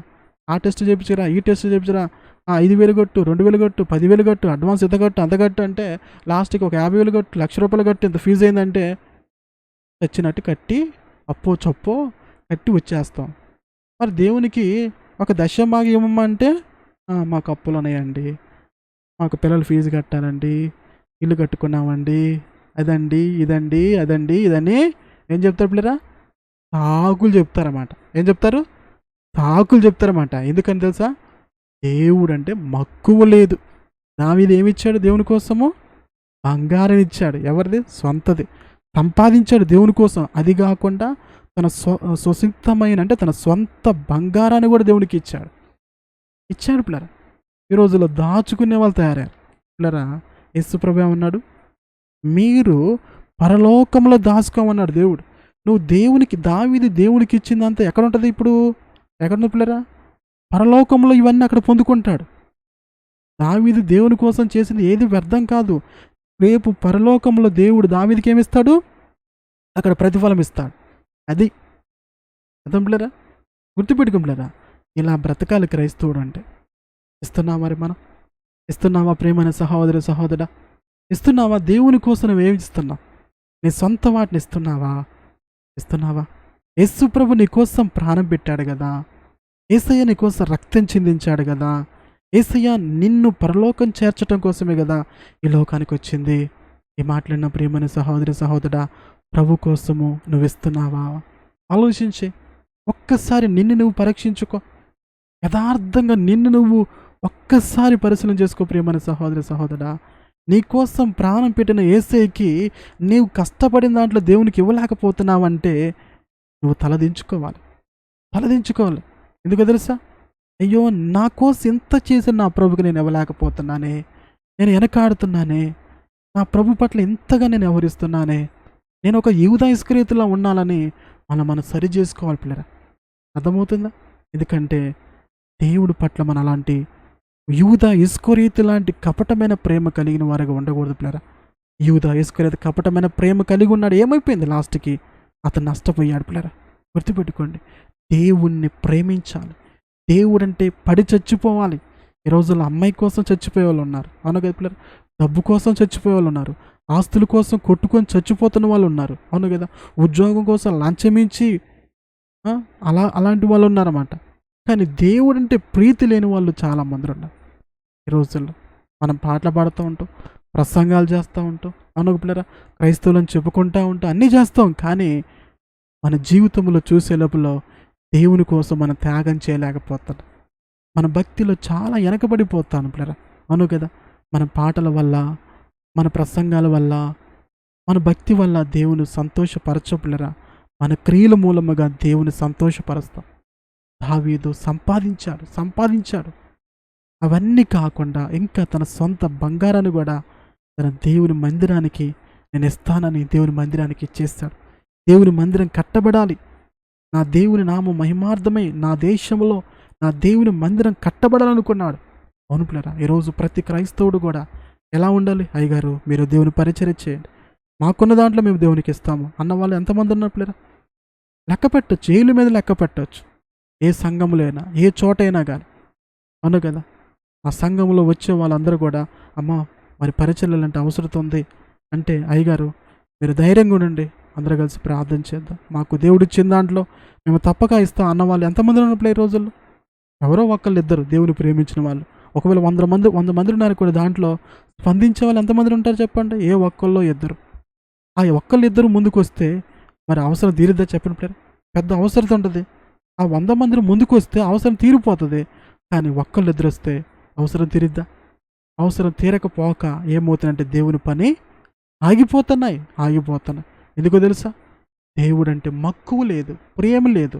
డబ్బు మీద ఉన్న ఆశ, ఈ లోకంలో ఉన్న వాటి మీద ఉన్న ఆశ, దేవుడి మీద మనకి ఆశ ఉంటే పిల్లరా, దేవుడు మనల్ని గొప్ప చేస్తాడు. మీరు చూడండి పిల్లలు, తర్వాత చూపిస్తాను. దావీదు ఇంత ప్రీతి కలిగి ఉండటం బట్టి ఎటువంటి స్థాయికి దేవుడు తీసుకొచ్చాడో నేను ముగింపులో చూపిస్తాను అనమాట. ఆ తర్వాత చూద్దామన్నమాట. కొన్ని వచనాలు తీసిన తర్వాత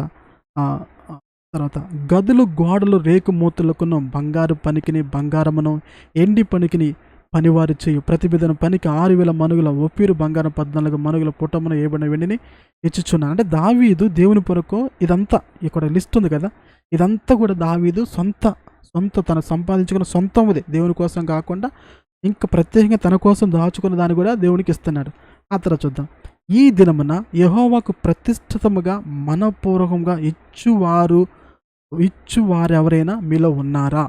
దావీదు చెప్పి ఏమంటున్నాడు, అక్కడున్న సర్వ సమాజంతో, నేను దేవుని మందిరానికి ఎంత సంపాదించాను, ఇలాంటి సంపాదించాను, వాడితో పాటు నా సొంత బంగారాన్ని కూడా ఇంకా లిస్టు చెప్పాడు. ఏంటి ఇవన్నీ కూడా నేను ఇస్తున్నాను, నేను ఎలాగైతే దేవునికి ఇస్తున్నానో మీరు కూడా మనపూర్వకంగా అంటే హృదయపూర్వకంగా ఇచ్చువారు మీలో ఎవరైనా ఉన్నారా అని ఆ రోజు సమాజముతో దావీదు అడుగుతున్నాడన్నమాట. అర్థం అక్కడున్న దేవుని ప్రజలైన సమాజంతో అడుగుతున్నారు, నేను ఇలా ఇస్తున్నాను, మీరు కూడా దేవుని మందిరానికి ఇచ్చేవారు మీలో ఎవరైనా ఉన్నారా అని అడిగాడు. అలా అడిగినప్పుడు ఏం జరిగిందో చూద్దామన్నమాట.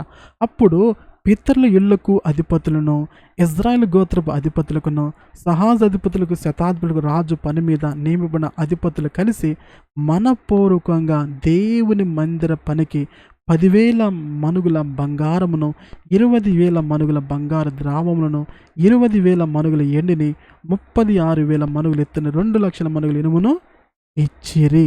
చూసారు పిల్లలు, వాళ్ళందరూ కూడా అధిపతులందరూ కూడా వాళ్ళు కూడా ఇచ్చేస్తారు. ఎలా ఇచ్చారు? మనపూర్వకంగా ఇచ్చారు. అంటే మనస్సు పూర్తిగా హృదయపూర్వకంగా దేవునికి ఇచ్చారు, దేవుని పని కోసం.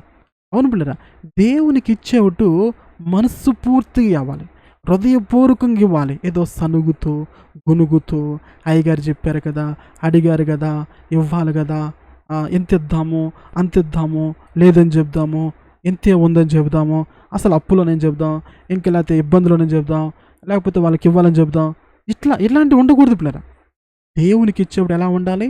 మనస్సు పూర్తిగా ఇవ్వాలి. నా దేవునికి ఎంత ఇద్దామనుకున్నాను, లేదా నా దేవుడు నాకు ఎంత ఇచ్చాడు, దాంట్లో దేవునికి 10వ వంతు నేను చెల్లించాలి, లేదా ఇంకా దేవుని పని ఉంది, ఈ నెలలో ఇంకొంచెం ఇద్దాము అని ఎలా ఇవ్వాలంటే అది మనపూర్వకంగా ఇవ్వాలి. అప్పుడు ఆ దినాల్లో ఉన్న ప్రజలు ఎలా ఇచ్చారు? దేవునికి మనపూర్వకంగా ఇచ్చారు, బలవంతంగా ఏం ఇవ్వాలా. మీరు అడుగుతున్నారు కండి, ఇన్నిసార్లు అడిగారుగా ఇద్దామని, అట్లా కాదు. దావీదు ఒక్కసారి చెప్పాడు. ఎలా ఇచ్చారు? మనపూర్వకంగా, అంటే హృదయపూర్వకంగా ఇచ్చారు, బలవంతం ఏం లేదు. అర్థంలేదా? ఇప్పుడు మాలాంటి వాళ్ళు సేవకులు ఏం చెప్తారమ్మా, దేవుని పనులు ఇలాంటి అవసరాలని చెప్పటం మట్టికి మా వంతు. మిమ్మల్ని ఎవరు మీ దగ్గరకు వచ్చి మీ మెల్లో ఉన్న బంగారం లాక్కెళ్ళం, మీ బీరువాలో డబ్బులు మేము తీసుకోం. అర్థంలేదా? తీసుకుంటే దాన్ని ఏమంటారు? దొంగతనం అంటారు, అంతే కదా. అలా చేస్తారు ఏ సేవకుడైనా, చెప్తారు. ఎందుకంటే ఆ రోజు దావీదు కూడా చెప్పాడా లేదా, ఇదిగో నేను ఇలా దేవునికి ఇచ్చాను, మరి మీరు ఎవరు ఇస్తారా అన్నప్పుడు వాళ్ళు ఏం చేస్తారు పిల్లరా? వాళ్ళందరూ కూడా శతాధిపతులు, వీళ్ళందరూ కూడా సహాధిపతులు, మరి రాజు పని నియమింపడిన వాళ్ళందరూ కూడా అధిపతులు అందరూ కూడా ఏం చేశారు? దేవుని మందిరం కోసము మనపూర్వకంగా ఇచ్చారు. అర్థం పిల్లరా? కొంతమంది అడగకూడదండి అని చెప్తుంటారు. ఏమంటారు పిల్లరా? అడగకూడదండి, అలా చెప్పకూడదండి అంటారు. బైబిల్లో అలా ఉందా పిల్లరా? మరి దావీదు ఏం చెప్పాడు చెప్పండి? దావీదు ఏం చెప్పాడు? దావీదు ఏమన్నాడు? కొంతమంది ఏమంటారు, ఇలా ఏంటండి ఇలా చెప్తున్నారు అంటారు. వాక్యం తెలియకపోతే ఎలాంటి మాటలు వస్తూ ఉంటాయి. అలా అడగకూడదండి, సంఘస్థులు చెప్పకూడదండి అంటారు. ఎవరు చెప్తారు మరి? దావీదు ఎవరికి చెప్పారు? దేవుని ప్రజలకు చెప్పాడు. ఇదిగో దేవుని మందిరం కట్టబోతున్నాం, దేవుని పని ప్రారంభించాలి, నేను దేవుని కోసం ఎంత సంపాదించాను, నేను నాకున్న దాంట్లో కూడా దేవునికి ఇస్తున్నాను, కాబట్టి మనపూర్వంగా ఇచ్చేవారు, అంటే మనస్సు పూర్తిగా ఇచ్చేవారు మీలో ఎవరైనా ఉంటే దేవుని మందిరానికి ఇవ్వచ్చు అని దావీదు చెప్పాడా లేదా పిల్లరా? చెప్పాడా లేదా? చెప్పాడా? చెప్తే వాళ్ళు ఏం చేస్తారు? వాళ్ళకి ఎవరికి ఇష్టం అనిపించిందో వాళ్ళు ఇస్తారు, అంతే పిల్లలు. మాలాంటి సేవకులు ఏం చేస్తామంటే, ఇలా నేను ఇప్పుడు లైవ్ పరిచయం కాబట్టి ఇలా నేను చెప్తుంటాను అనమాట. ప్రతిరోజు కూడా ఎవరైనా ముందుకు వస్తారేమో స్పందించి దేవుని పరిచయం కానీ వస్తారేమో అన్నట్టుగా మేము చెప్తాం. చెప్పడం మట్టుకే మా బాధ్యత. అర్థం పిల్లరా? సో, దీంట్లో ఏమీ ఇబ్బంది ఏమి ఉండదు. కొన్నిసార్లు కొంతమంది దీన్ని కూడా తప్పుడుగా అర్థం చేసుకునే వాళ్ళున్నారు. ఎలాంటి వాళ్ళు? ఈయన చాలా రోజు చెప్తుంటాడండి, డబ్బుల కోసం అడుగుతాడండి. డబ్బుల కోసం కాదు పిల్లరా, దేవుని పని కోసం. అర్థమవుతుందా? వాక్యం తెలవకపోతే అపార్థాలొస్తాయి. వాక్యం తెలిస్తే, అమ్మో! నా దేవునికి ఇవ్వాలి గదా! అన్న ఆలోచన వచ్చిద్ది. ఏమొచ్చిద్ది? ఆ రోజు దేవుని మందిరం అంటే వాళ్ళు ఇచ్చారా లేదా? మరి మన పరిస్థితి ఏంటి పిల్లరా? ఆ తర్వాత చూద్దాం.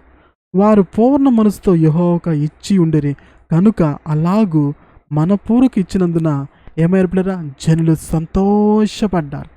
ఏమయ్యారు? ఎలా ఇచ్చారు పిల్లరా? పూర్ణ మనసుతో. ఎవరికిచ్చారు? యెహోవాకు ఇచ్చి ఉండిరి అని రాయబడదు. ఎవరికిచ్చారు పిల్లరా? దేవునికి ఇచ్చారు. అవును పిల్లరా. పాస్టర్ గారికి కాదు. చాలామంది ఏమనుకుంటారు, నేను పలానా పాస్టర్ గారికి ఇచ్చానండి, పలానా పాస్టర్ గారికి కట్టానండి, పలానా పాస్టర్ గారికి ఇస్తున్నానండి. పాస్టర్ గారికి కాదమ్మా నువ్వు ఇచ్చేది. సహోదరా, సహోదరుడు, నువ్వు ఇచ్చేది ఎవరికి? ఎవరికి? యేసయ్యకి ఇస్తున్నావు. అది గుర్తుపెట్టుకోవాలి.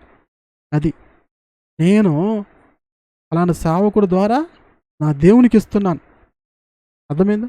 సేవకుడికే కడుతున్నావు, కానీ ప్రతిఫలం ఇచ్చేది ఎవరు? సేవకుడు కాదు, దేవుడిస్తున్నాడు. ఆ దైవజనుడు ద్వారా నా దేవునికి చేరుతున్నాయి. అది గుర్తించాలి, అది గ్రహించాలన్నమాట. చాలామంది నేను పాస్టర్కి ఇస్తున్నారు, నా డబ్బులంతా పాస్టర్ గారిది అంటున్నారు. కొంతమంది అంటారు, ఏంది పాస్టర్కి తగలబెడుతున్నామని భర్తలు అనేవాళ్ళు ఉన్నారు. కొంతమంది భార్యలు కూడా అనేవాళ్ళు ఉన్నారు. మొత్తం లేతే దేవుడికే పెడతావా, ఆ పాస్టర్కే పెడతావా అంటూ ఉంటారు. ఏమంటారు పిల్లలు? పాస్టర్లకే ఇస్తావా, పాస్టర్లకే డబ్బులు కడతావా అనేవాళ్ళు ఉన్నారు. పాస్టర్ కాదు పిల్లరా. ఎవరికి ఇస్తున్నావు? దేవునికి ఇస్తున్నావు. ఎందుకంటే ఆ పాస్టర్ గారికి ఆ పని ఎవరిచ్చారు? ఆ సేవను ఎవరిచ్చారు? ఎవరిచ్చారు? దేవుడిచ్చి. ఇప్పుడు నేను దేవుని పని చేస్తున్నాను, ఈ పని ఎవరిచ్చారు నాకు? దేవుడిచ్చాడు. ఇప్పుడు నేను ఒక అవసరం ఉందని చెప్పానమాట. మరి అవసరం నాకు ఒక అవసరం ఉందని చెప్పాను. ఎగ్జాంపుల్‌కి ఒక కెమెరా ఉందని చెప్పాను. ఆ కెమెరా ఎవరి కోసం వాడుకుంటా? నా కోసం నేను వాడుకుంటానా? దేవుని సువార్త ప్రకటించడం కోసం, దేవుని రాజ్య వ్యాప్తి కోసము ఇలా దాన్ని వాడతాను అనమాట. నేనే కాదు, ఏ సేవకుడైనా ఒక దేవుని పరిచర్యలో అవసరత ఉన్నప్పుడు దాన్ని సంఘస్థులకి, దేవుని బిడ్డలకి తెలియచేస్తారు. ఇది వాక్యానుసారమైంది. అంతేగాని ఈ రోజుల్లో చాలామంది వాక్యమేమో సరిగా తెలవక తప్పుడుగా అర్థం చేసుకునే వాళ్ళు ఉన్నారు. ఇక్కడ చూడండి, ఏం చేశారు ప్రజలందరూ కూడా? పూర్ణ మనసుతో యెహోవాకు ఇచ్చిరి. అవును పిల్లరా, మనం ఎప్పుడైతే దేవునికి ఇస్తామో దేవుడు మనల్ని ఆశీర్వదిస్తాడు పిల్లరా. అవును, దేవునికి ఎలా ఇవ్వాలంటే పూర్ణ మనసుతో ఇవ్వాలి, మంచి మనసుతో ఇవ్వాలి. సనుక్కుంటూ గునుక్కుంటూ ఇవ్వకూడదు. సంతోషంగా ఇవ్వాలి. నా ప్రభు కోసం ఇవ్వాలి. నా ప్రభు పనిలో ఈ అవసరత ఉందంట, మరి దేవుని సేవకుడు ఈ పని చేస్తున్నాడు, ఆయనకిచ్చిన పరిచయలో ఇలాంటి అవసరం ఉందంట, నా దేవుడు నాకు ఎంత ఇచ్చాడు, ఒక 100 రూపాయలు ఇచ్చాడు, దేవునికి నేను ఒక 50 రూపాయలు ఇస్తాను. ఎగ్జాంపుల్ చెప్తున్నమాట. నాకు దేవుడు ఒక 10 రూపాయలు ఇచ్చాడు, ఇలాంటి అవసరం ఉందంట, ఒక 500 ఇస్తాను. దేవుడు నాకు 10,000 ఇచ్చాడు, ఒక 5,000 ఇస్తాను. దేవుడు ఒక 50,000 ఇచ్చాడు, దాంట్లో ఒక 10,000. ఎట్లా ఎగ్జాంపుల్ చెప్తున్నమాట. అట్లా ఇచ్చేప్పుడు ఎలా ఉండాలి? మనస్ఫూర్తిగా ఇవ్వాలి. నువ్వేమిస్తావో మనస్ఫూర్తిగా ఇస్తే అది దేవుడు దాన్ని బట్టి సంతోషపడతాడు. అలా ఇవ్వటం బట్టి ఏమైంది పిల్లరా? జనులు సంతోషపడ్డారు. జనులు ఏం చేశారు? సంతోషపడ్డారు. ఆ తర్వాత రాజైన దావీదు కూడాను బహుగా సంతోషపడ్డాడు. అర్థం పిల్లరా? ఇప్పుడు జనులు సంతోషపడి, దావీదు సంతోషపడి, ఇక దేవుడు సంతోషపడ్డా? చెప్పండి పిల్లరా, చెప్పండి. మనుషులు సంతోషపడ్డారు. ఎందుకని? దేవుని మందిరం కట్టబడుతుంది కాబట్టి. దావీదు కూడా సంతోషపడుతున్నాడు. ఎందుకని? మన దేవుని మందిరం కట్టబడబోతా ఉంది అని. అర్థం పిల్లరా? అవును, సంతోషపడాలి. ఈ రోజుల్లో చాలామంది, కొంతమందికి సంతోషం ఉండదు. ఎవరికి ఉండదు తెలుసా పిల్లరా? వాళ్ళు ఎవరో ఇచ్చే వాళ్ళు కూడా ఎవరు ఉన్నారనుకోండి, ఏమి ఎట్లిస్తుంది అట్లిస్తుందని సొంత బైబిల్లో కూడా యూదా ఇస్కరియోతుకి యేసయ్య లాజరు చనిపోయిన తర్వాత వాళ్ళ అక్క అత్తరు తీసుకొచ్చి పిల్లరా యేసయ్యకే పూసిద్దనమాట. ఈ యొక్క యూదా ఇస్కరియోతుకి ఎక్కలేని బాధపడిపోతాడనమాట. ఏం చేస్తాడు? బాధపడిపోతాడు. ఎంత విలువైన అత్తర్ని నేలపాలు చేయకపోతే దాన్ని అమ్మి పేదవాళ్ళకి ఇవ్వచ్చు కదా అంటాడు. ఏమంటాడు?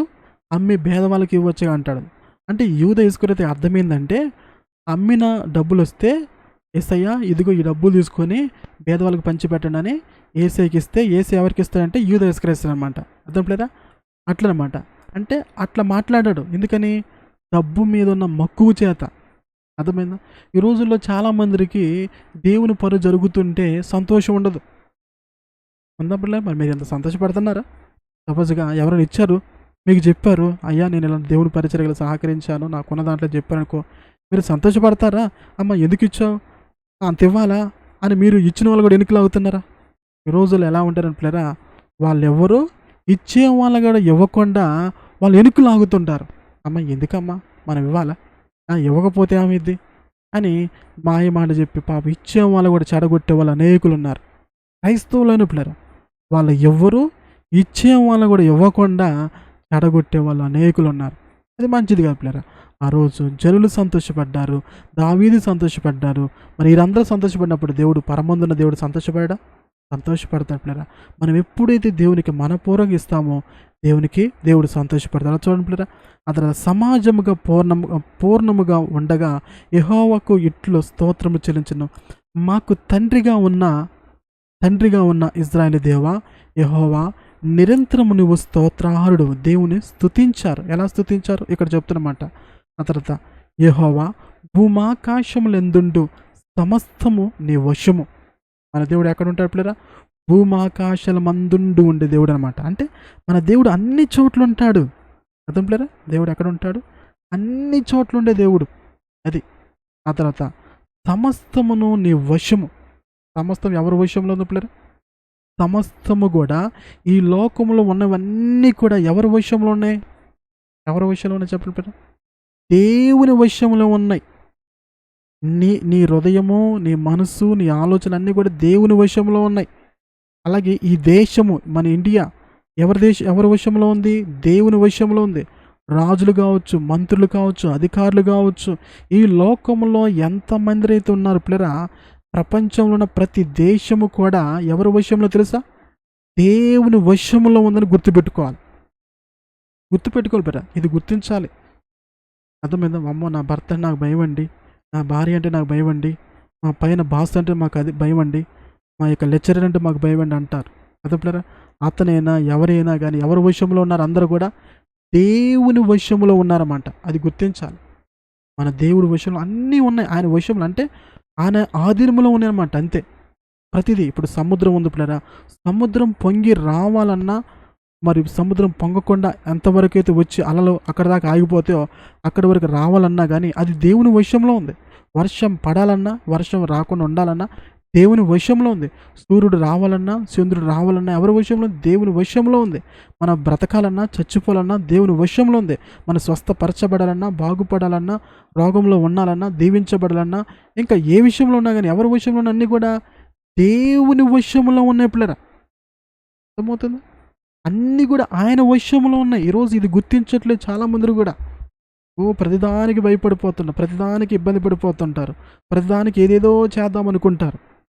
అర్థంలేరా? ఇప్పుడు నీ భర్త ఉన్నాడు, నీ భర్త మారాలంటే ఎవరి చేతిలో ఉంది? దేవుని వశం. కొన్నిసార్లు అంటారే, ఇతను మారడండి, ఎవరు మారని ఇతను మారడన్నా, అయ్యగారు మారడే ఇతను. నేను ఎంతకాలం ప్రార్థన చేసి ఏమంటా నా నోరే పోయింది, నాకు అలసటే వచ్చేసింది, సంవత్సరం నుంచి ప్రార్థన చేస్తాను, 2 సంవత్సరాలు ప్రార్థన చేస్తున్నాను, మళ్ళీ శుక్రవారం ఉపవాసం ఉన్నాను, ఆదివారం ఉపవాసం ఉన్నాను, ఇంకా మరి 40 రోజులు ఉపవాసాలు ఉన్నాను, ఎన్ని ఉపవాసాలు ఉన్నా, సంఘ ప్రార్థనలు ఉన్నా, అయ్యగారు ప్రార్థన, నా భర్త మారలేదండి అనుకుంటా ఉంటాం. లేదు పిల్లరా, ఆయన మారటం అన్నది ఎవరి వశంలో ఉంది? దేవుని వశంలో. ఆయన అన్నీ కూడా పిల్లరా దేవుని వశంలో ఉన్నాయి. అది గుర్తించాలి. అర్థం పిల్లరా? మన ప్రాణమైన, మన జీవమైన అన్నీ కూడా ఎవరి వశంలో ఉన్నాయి? దేవుని వశంలో ఉన్నాయి. ఆ తర్వాత మహాత్యమును, పరాక్రమును, ప్రభావమును, తేజస్సును, ఘనత నీకే చెందుతున్నవి. ఎందుకంటే అన్నీ ఆయనకే. మహాత్యమైన, పరాక్రమైన, ప్రభావ, తేజస్సు, ఘనత ఎవరికి? ఎందుకంటే మన దేవుడు అంత మహిమగల దేవుడు, అంత గొప్ప దేవుడు అనమాట. ఆయనకే ఘనత, ప్రభావాలు అన్నీ కూడా ఆయనకే చెల్లాలి. అర్థంలేరా? ఆ తర్వాత యెహోవా రాజ్యము నీది, నువ్వు అందరి మీద నిన్ను అధిపతిగా హెచ్చించుకున్నావు. మన దేవుడు ఎలా ఉన్నాడు? అందరి మీద ఎలా ఉన్నాడు? అధిపతిగా ఉన్నాడన్నమాట. అంతే. ఆయన కిందికి దించగలిగిన వాడు ఎవడూ లేడు. ఆయన కంటే పైగా అధిపతి అన్నవారు ఎవరూ లేరు. అర్థంలేరా? దేవుడి కంటే పైవాడు ఎవడూ లేరు. అందరూ కూడా దేవుడి కంటే కింద వాళ్ళమే. మన అందరం కూడా ఆయన మనందరికంటే ఎలా ఉన్నాడు పిల్లరా? పైవాడుగా ఉన్నాడు. అంటే ఇప్పుడు మన దేశానికి ప్రధానమంత్రి ఎలా పైవాడో, రాష్ట్రానికి ఏ విధంగా అయితే ముఖ్యమంత్రి పైవాడో, అట్లా సమస్తానికి అన్నిటికీ పైవాడు ఎవరు పిల్లరా? దేవుడు అనమాట. అన్నిటికీ పైవాడు ఆయనే. ఆ తర్వాత ఐశ్వర్యమును గొప్పతనము నీ వలన కలుగును. ఎవరి వల్ల కలుగుతాయి అంటే పిల్లరా? ఐశ్వర్యము గొప్పతనం ఎవరి వల్ల కలుగుతాయి అంటే, ఈ లోకంలో ఎంతోమంది ధనవంతులు ఉన్నారు కదా, మరి వాళ్ళకి ధనము ఐశ్వర్యం ఎలా వచ్చింది చెప్పండి? ఎవరి వల్ల కలిగినాయి? అలా కలిగినాయి అవును కదా. చాలా మన దేశంలో ముఖేష్ అంబానీ ధనవంతుడు అనమాట మన భారతదేశంలో. ఇంకా అమెరికా దేశంలో కూడా ఇంకా చాలామంది ఉన్నారు, కొన్ని పేర్లు నాకు తెలియదు, కానీ ఎంతోమంది ఉన్నాయి కదా. వాళ్ళకి గొప్ప గొప్ప అంటే ప్రపంచంలోనే నెంబర్ 1, నెంబర్ 2, నెంబర్ 3 ఇలా అసలు అంటే టాప్ 5లో కావచ్చు, టాప్ 10లో కావచ్చు, కొంతమంది ధనవంతులు ఉంటారు. మరి వాళ్ళకి ధనము ఐశ్వర్యం ఎలా కలిగినాయి? ఎవరిచ్చారు చెప్పండి పిల్లలు? ఎవరిచ్చారు చెప్పండి? వాళ్ళు వ్యాపారం చేస్తే వచ్చిందండి, వాళ్ళు బిజినెస్ చేస్తూ వచ్చిందండి, వాళ్ళకి కంపెనీలో అంటారా పిల్లరా? వాళ్ళకి ఎన్నున్నా ఏమున్నా కానీ అవన్నీ ఎవరు కలిగినా తెలుసా పిల్లరా? దేవుని వల్ల కలిగినది గుర్తుపెట్టుకోవాలి. అది గుర్తించినా గుర్తించకపోయినా దేవుడు వెనకుండి జరిగించాడు. ఈ రోజుల్లో చాలామంది ఏమనుకుంటారంటే, నా వలనే కలిగినాయి, నేనే సంపాదించాను. బైబిల్లో కూడా నెబుకద్ రాజు కూడా తనకి అన్నీ కూడా దేవుడు ఇచ్చాడు, సమస్త రాజ్యాలన్నీ కూడా తనకు లోబరిచాడు దేవుడే. అయితే తను గర్విస్తాడనమాట నెబుకద్ రాజు. ఏం చేస్తాడు? గర్విస్తాడు. నేనే సంపాదించాను ఈ రాజ్యాలన్నీ కూడా, నేనే ఇవన్నీ కూడా సంపాదించానని గర్వించినందుకు దేవుడు గడ్డి మేపాడు పిల్లలు. ఈ యొక్క నెబుకద్ రాజు ఎవరో తెలుసా? అన్యుడు. అతను ఒక విగ్రహారాధికుడు. విగ్రహారాధికుని కూడా దేవుడు దీవిస్తాడు పిల్లలు. అందరిని పుట్టించింది ఆయనే, తెలుసా మీకు? ప్రతి మనిషిని కూడా కొన్నిసార్లు దేవుడు గొప్ప చేస్తాడు. నువ్వు యేసయ్య నమ్ముకున్నా నమ్ముకోకపోయినా, యేసయ్యని ఆరాధించకపోయినా ప్రతి మనిషికి దేవుడు కొంతమందికి అవి ఇస్తాడు. ఇచ్చినంత మాత్రాన దాని మీదనే మన ఫోకస్ ఉండకూడదు. ఇచ్చిన దేవుని వైపు తిరగాలి. ఈ రోజుల్లో చాలామంది ఇక డబ్బుంటే అమ్మ వాళ్ళంత గొప్పవాళ్ళండి, పలానోళ్ళు సహాయం చేస్తున్నారండి, పలానోళ్ళు అది చేస్తున్నారండి, పలానా ముఖ్యమంత్రి ఇది చేశారండి, పలానా వాళ్ళు వాళ్ళు ఏం లేదు, వాళ్ళకి ఇచ్చిన దేవుడు గొప్పవాడు. ఎందుకంటే అన్నీ ఎవరి పిల్లరా? ఎవరి విషయంలో ఉన్నాయి? ఆయన వల్లే కలుగుతున్నాయి. ఒక వ్యక్తి బాగా ధనవంతుడయ్యాడంటే ఎవరి వల్ల ధనవంతుడయ్యాడు? దేవుని వల్ల అయ్యాడు. ఒక వ్యక్తి ఒక మంచి ఉన్నతమైన స్థాయికి వచ్చాడు, ఎవరి వల్ల అయ్యాడు? దేవుడి వల్ల అయ్యాడు. అర్థం పిల్లరా? దేవుడే కొంతమంది పట్ల మనం అడగకుండానే వారికి అవి చేస్తూ ఉంటాడు. అర్థమైందా? ఆ తర్వాత నువ్వు సమస్తమును ఏలువాడువు, బలమును పరాక్రమును నీ దానములు హెచ్చించువాడువు, అందరికీ బలం ఇచ్చువాడువు నువ్వే. ఎవరు పిల్లలు హెచ్చించేది? దేవుడే. ఒక మనిషిని హెచ్చించేది, దించేది, పైకి లేపేది, గొప్ప చేసేది, బలం ఇచ్చేది ఎవరి వల్ల? దేవుని వల్లే. ఈ నెబుకద్ రాజు గురించి చెప్పాను పిల్లరా, దేవుడు ఆ వ్యక్తిని హెచ్చిస్తే ఏం చేశాడు? హెచ్చిస్తే ఏం చేశాడంటే గర్వించాడనమాట. దేవుడు హెచ్చించిన దేవుని గణపరచకుండా తను గర్వించడం బట్టి దేవుడు ఏం చేశాడంటే తనకి గడ్డి మేపాడు. ఏం చేస్తాడంటే గడ్డి మేపాడు అనమాట. మీరు చూడండి, దానియేలు గ్రంథంలో రాయబడి ఉంటుంది అనమాట. అతను కూడా ఒక పశువు వలె మరి తనకి ఎంట్రుకలు వచ్చి మరి అడవిలోకి తరమబడి, పశువు ఏ విధంగా గడ్డి తింటుందో పిల్లరా, ఒక మనిషి కాస్త గడ్డి తిన్నాడనమాట. అతను ఎందుకంటే అందరూ ఆయన విషయంలో ఉన్నారు. క్రైస్తవులు ఒక్కళ్ళే దేవుని విషయంలో ఉంటారండి. చాలామంది అంటారు యేసు ప్రభు క్రైస్తవులు దేవుడు అండి, ఆయనకి మాకు దేవుడు అండి. ఈ మధ్య మన భారతదేశంలో ఎవరో ఒక స్వామీజీ క్రైస్తవత్వం ఇక్కడ పనిచేయదు, అది ఈ సిమ్ము కాదు, అది ఇది సిమ్ము, అది ఇక్కడ పనిచేయదని ఎలాంటి ఏదో మాట్లాడుతూ వచ్చాడు. అర్థం పిల్లరా? అందరికీ ఆయనే దేవుడు, అందరికీ ఆయన స్వాధీనంలోనే అనమాట. నువ్వు నమ్మినా నమ్మకపోయినా, నువ్వు యేసుని తిట్టినా కాదన్నా, ఆయన అసహించుకున్నా, ఆయన నీకు దేవుడు. నీకు కలిగింది ఆయన ద్వారా కలిగింది. నీకు ఉద్యోగం కలిగిన, వ్యాపారం కలిగిన, మంచి స్థాయిలోకి వచ్చిన, ఒక ఇల్లు కట్టుకున్నా, ఒక బిల్డింగ్ కట్టుకున్నా, ఒక పొలం కొనుక్కున్నా, నీకు ఏది కలిగినా ఎవరి వల్ల కలిగినాయి? ఎవరి వల్ల కలిగినాయి? ఎవరి వల్ల కలిగినాయి? దేవుడి వల్ల కలిగినాయి.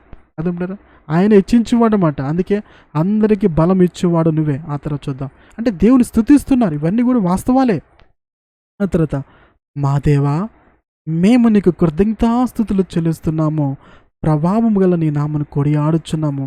ఈ ప్రకారముగా మనపూర్వక ఇచ్చు సామర్థ్యము మా కొండుటకు నేనెంత మాతృడును. అంటే దేవుడికి దావీదు ఎన్నో ఇచ్చాడు. అలా ఇచ్చినందుకు ఏమన్నాడు? ఇలా మాకు సామర్థ్యత మాకుండటం బట్టి మేము ఎంత మాత్రం వాళ్ళం ప్రభా అన్నాడు. నేను ఏ పాటి వాడిని, మేము ఏ పాటి వాళ్ళం అంటున్నాడు. ఏమన్నాడు? మేము ఏ పాటి వాళ్ళం అంటున్నాడు. ఈ రోజుల్లో మనము కొంచెం అందరికంటే ఎక్కువ ఒక రూపాయి ఎక్కువ ఇచ్చామనుకోండి, ఇక మనము ఇక మనం పట్టుకోలేము. మన కదా పిల్లలు, ఈ రోజుల్లో సంఘంలో ఎవరైనా అందరికంటే ఎక్కువ ఇచ్చారనుకోండి, నేనే ఎక్కువ ఇచ్చాను, నేనే ఎక్కువ ఇచ్చాను, నేనే ఎక్కువ ఇచ్చాను, ఎంతమంది చెప్పుకోవాలి అంతమంది చెప్పుకుంటాం.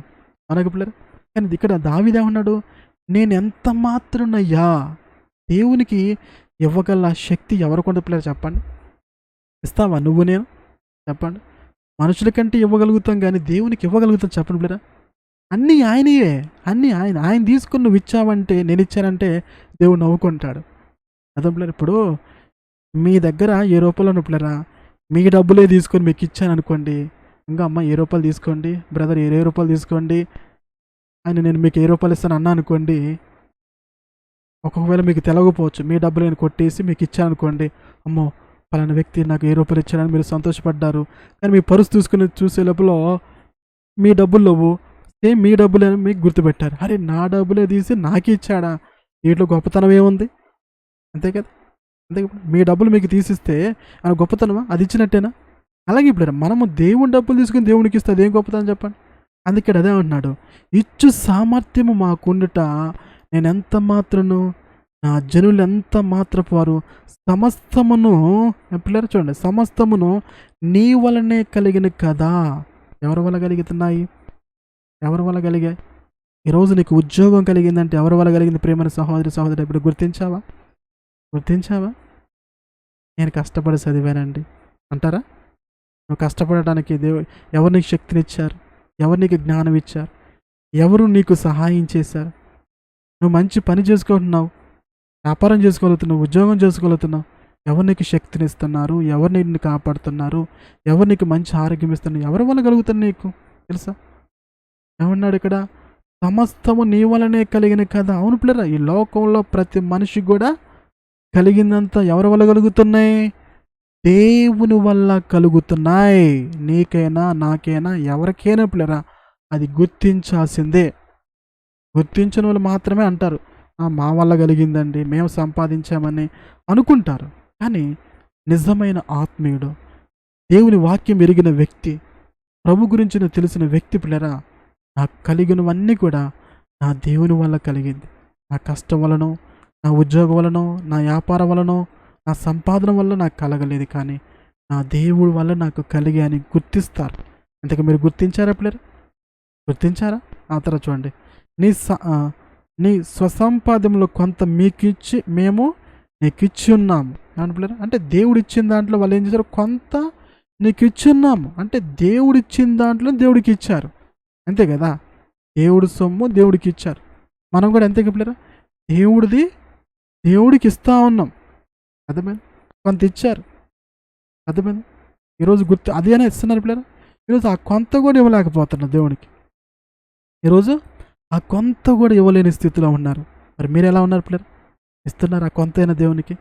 ఆ తర్వాత మా పితరుల వల్లే మేమును నీ సన్నిధి అతిథులము, పరదేశులై ఉన్నాము, మా భూనివాస కాలము నేడ అంత అస్థిరము, స్థిరముగా ఉన్నవాడు ఒకడును లేడు. ఏమన్నా పిల్లరా, మా పితరుల అందరి వల్లనే మేము నీ సన్నిధి ఏమన్నా ఎలా ఉన్నారంట? అతిథులము, పరదేశులై ఉన్నాము. మనందరం ఎలా ఉన్నాం పిల్లలు? ఈ భూమి మీద ఎలా ఉన్నాం? అతిథులము. అతిథులు అంటే పండక్కి మనం పిలుస్తాం కదా, ఏదైనా ఫంక్షన్ జరిగినప్పుడు కొంతమంది అతిథులు పిలుస్తాం కదా, ఎవరైనా గొప్ప వాళ్ళని ఇన్వైట్ చేస్తాం కదా పిల్లలు. ఏదైనా ఫంక్షన్ జరిగినప్పుడు రాజకీయ నాయకులను, కొన్నిసార్లు ఎవరైనా డబ్బు ఉన్న వాళ్ళనో, బాగా మంచి స్థాయిలో ఉన్న వాళ్ళని అతిథులు పిలుస్తాం కదా. అలాంటి వాళ్ళు అన్నమాట. అతిథి వచ్చినప్పుడు ఏం చేస్తాడు?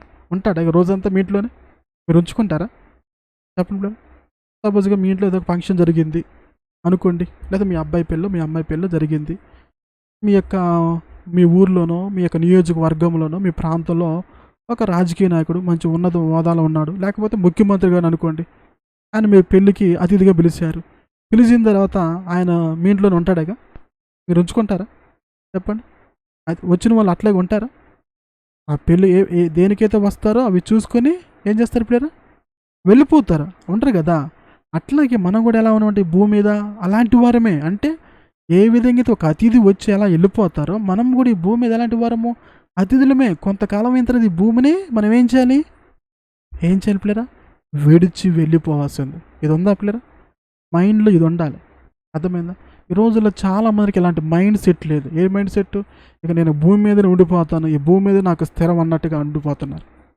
నిజంగా పిల్లరా, క్రైస్తవులనే సరే, లోకంలో ఉన్న వాళ్ళకంటే వాక్యం తెలియదు కాబట్టి ఈరోజు క్రైస్తవులకు వాళ్ళకు కూడా ఇక నేను ఈ భూమి మీదనే బ్రతుకుతాను, ఈ భూమి మీదనే జీవిస్తాను, ఈ భూమి మీదనే నా నివాసము, ఇక నేను తరతరాలు ఏడే ఉన్నట్టు అనుకుని ఇలాగ ఫిక్స్ అయిపోతుంటారన్నమాట. ఎలాంటి బ్రతికే బతుకుతుంటారు, అలాంటి దానికోసమే ఇష్టపడతా ఉంటారన్నమాట.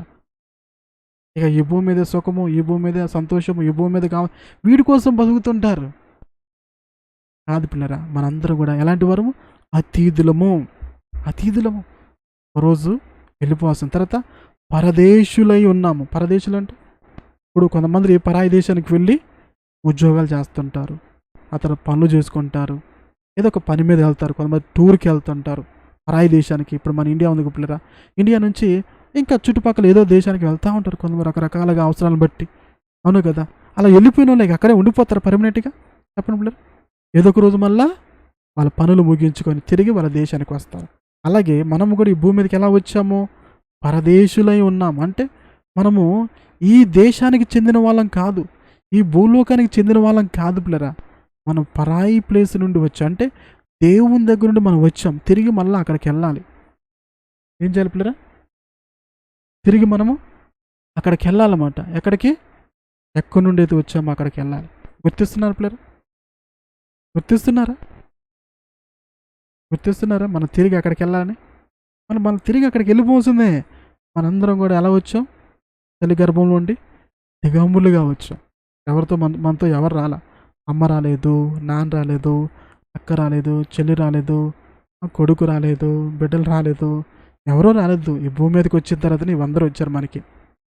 వీళ్ళందరూ ఎక్కడి నుంచి వచ్చారు? మరి దేవునుడు వచ్చారు. సో మనందరం కూడా తిరిగి వెళ్ళిపోవాల్సిందే. అది గుర్తించాలి మనందరం కూడా. ఆ తర్వాత మా భూనివాస కాలము నీడ అంత అస్థిరము. మన నీడ స్థిరంగా ఉంటుందా? అంటే నీడతో పోల్చారు. మన నీడ అంటే మనం విడిపోతే అటు మన నీడ వచ్చేది. మేము చిన్నప్పుడు కూడా మా నీడ తొక్కునేవాళ్ళం అన్నమాట.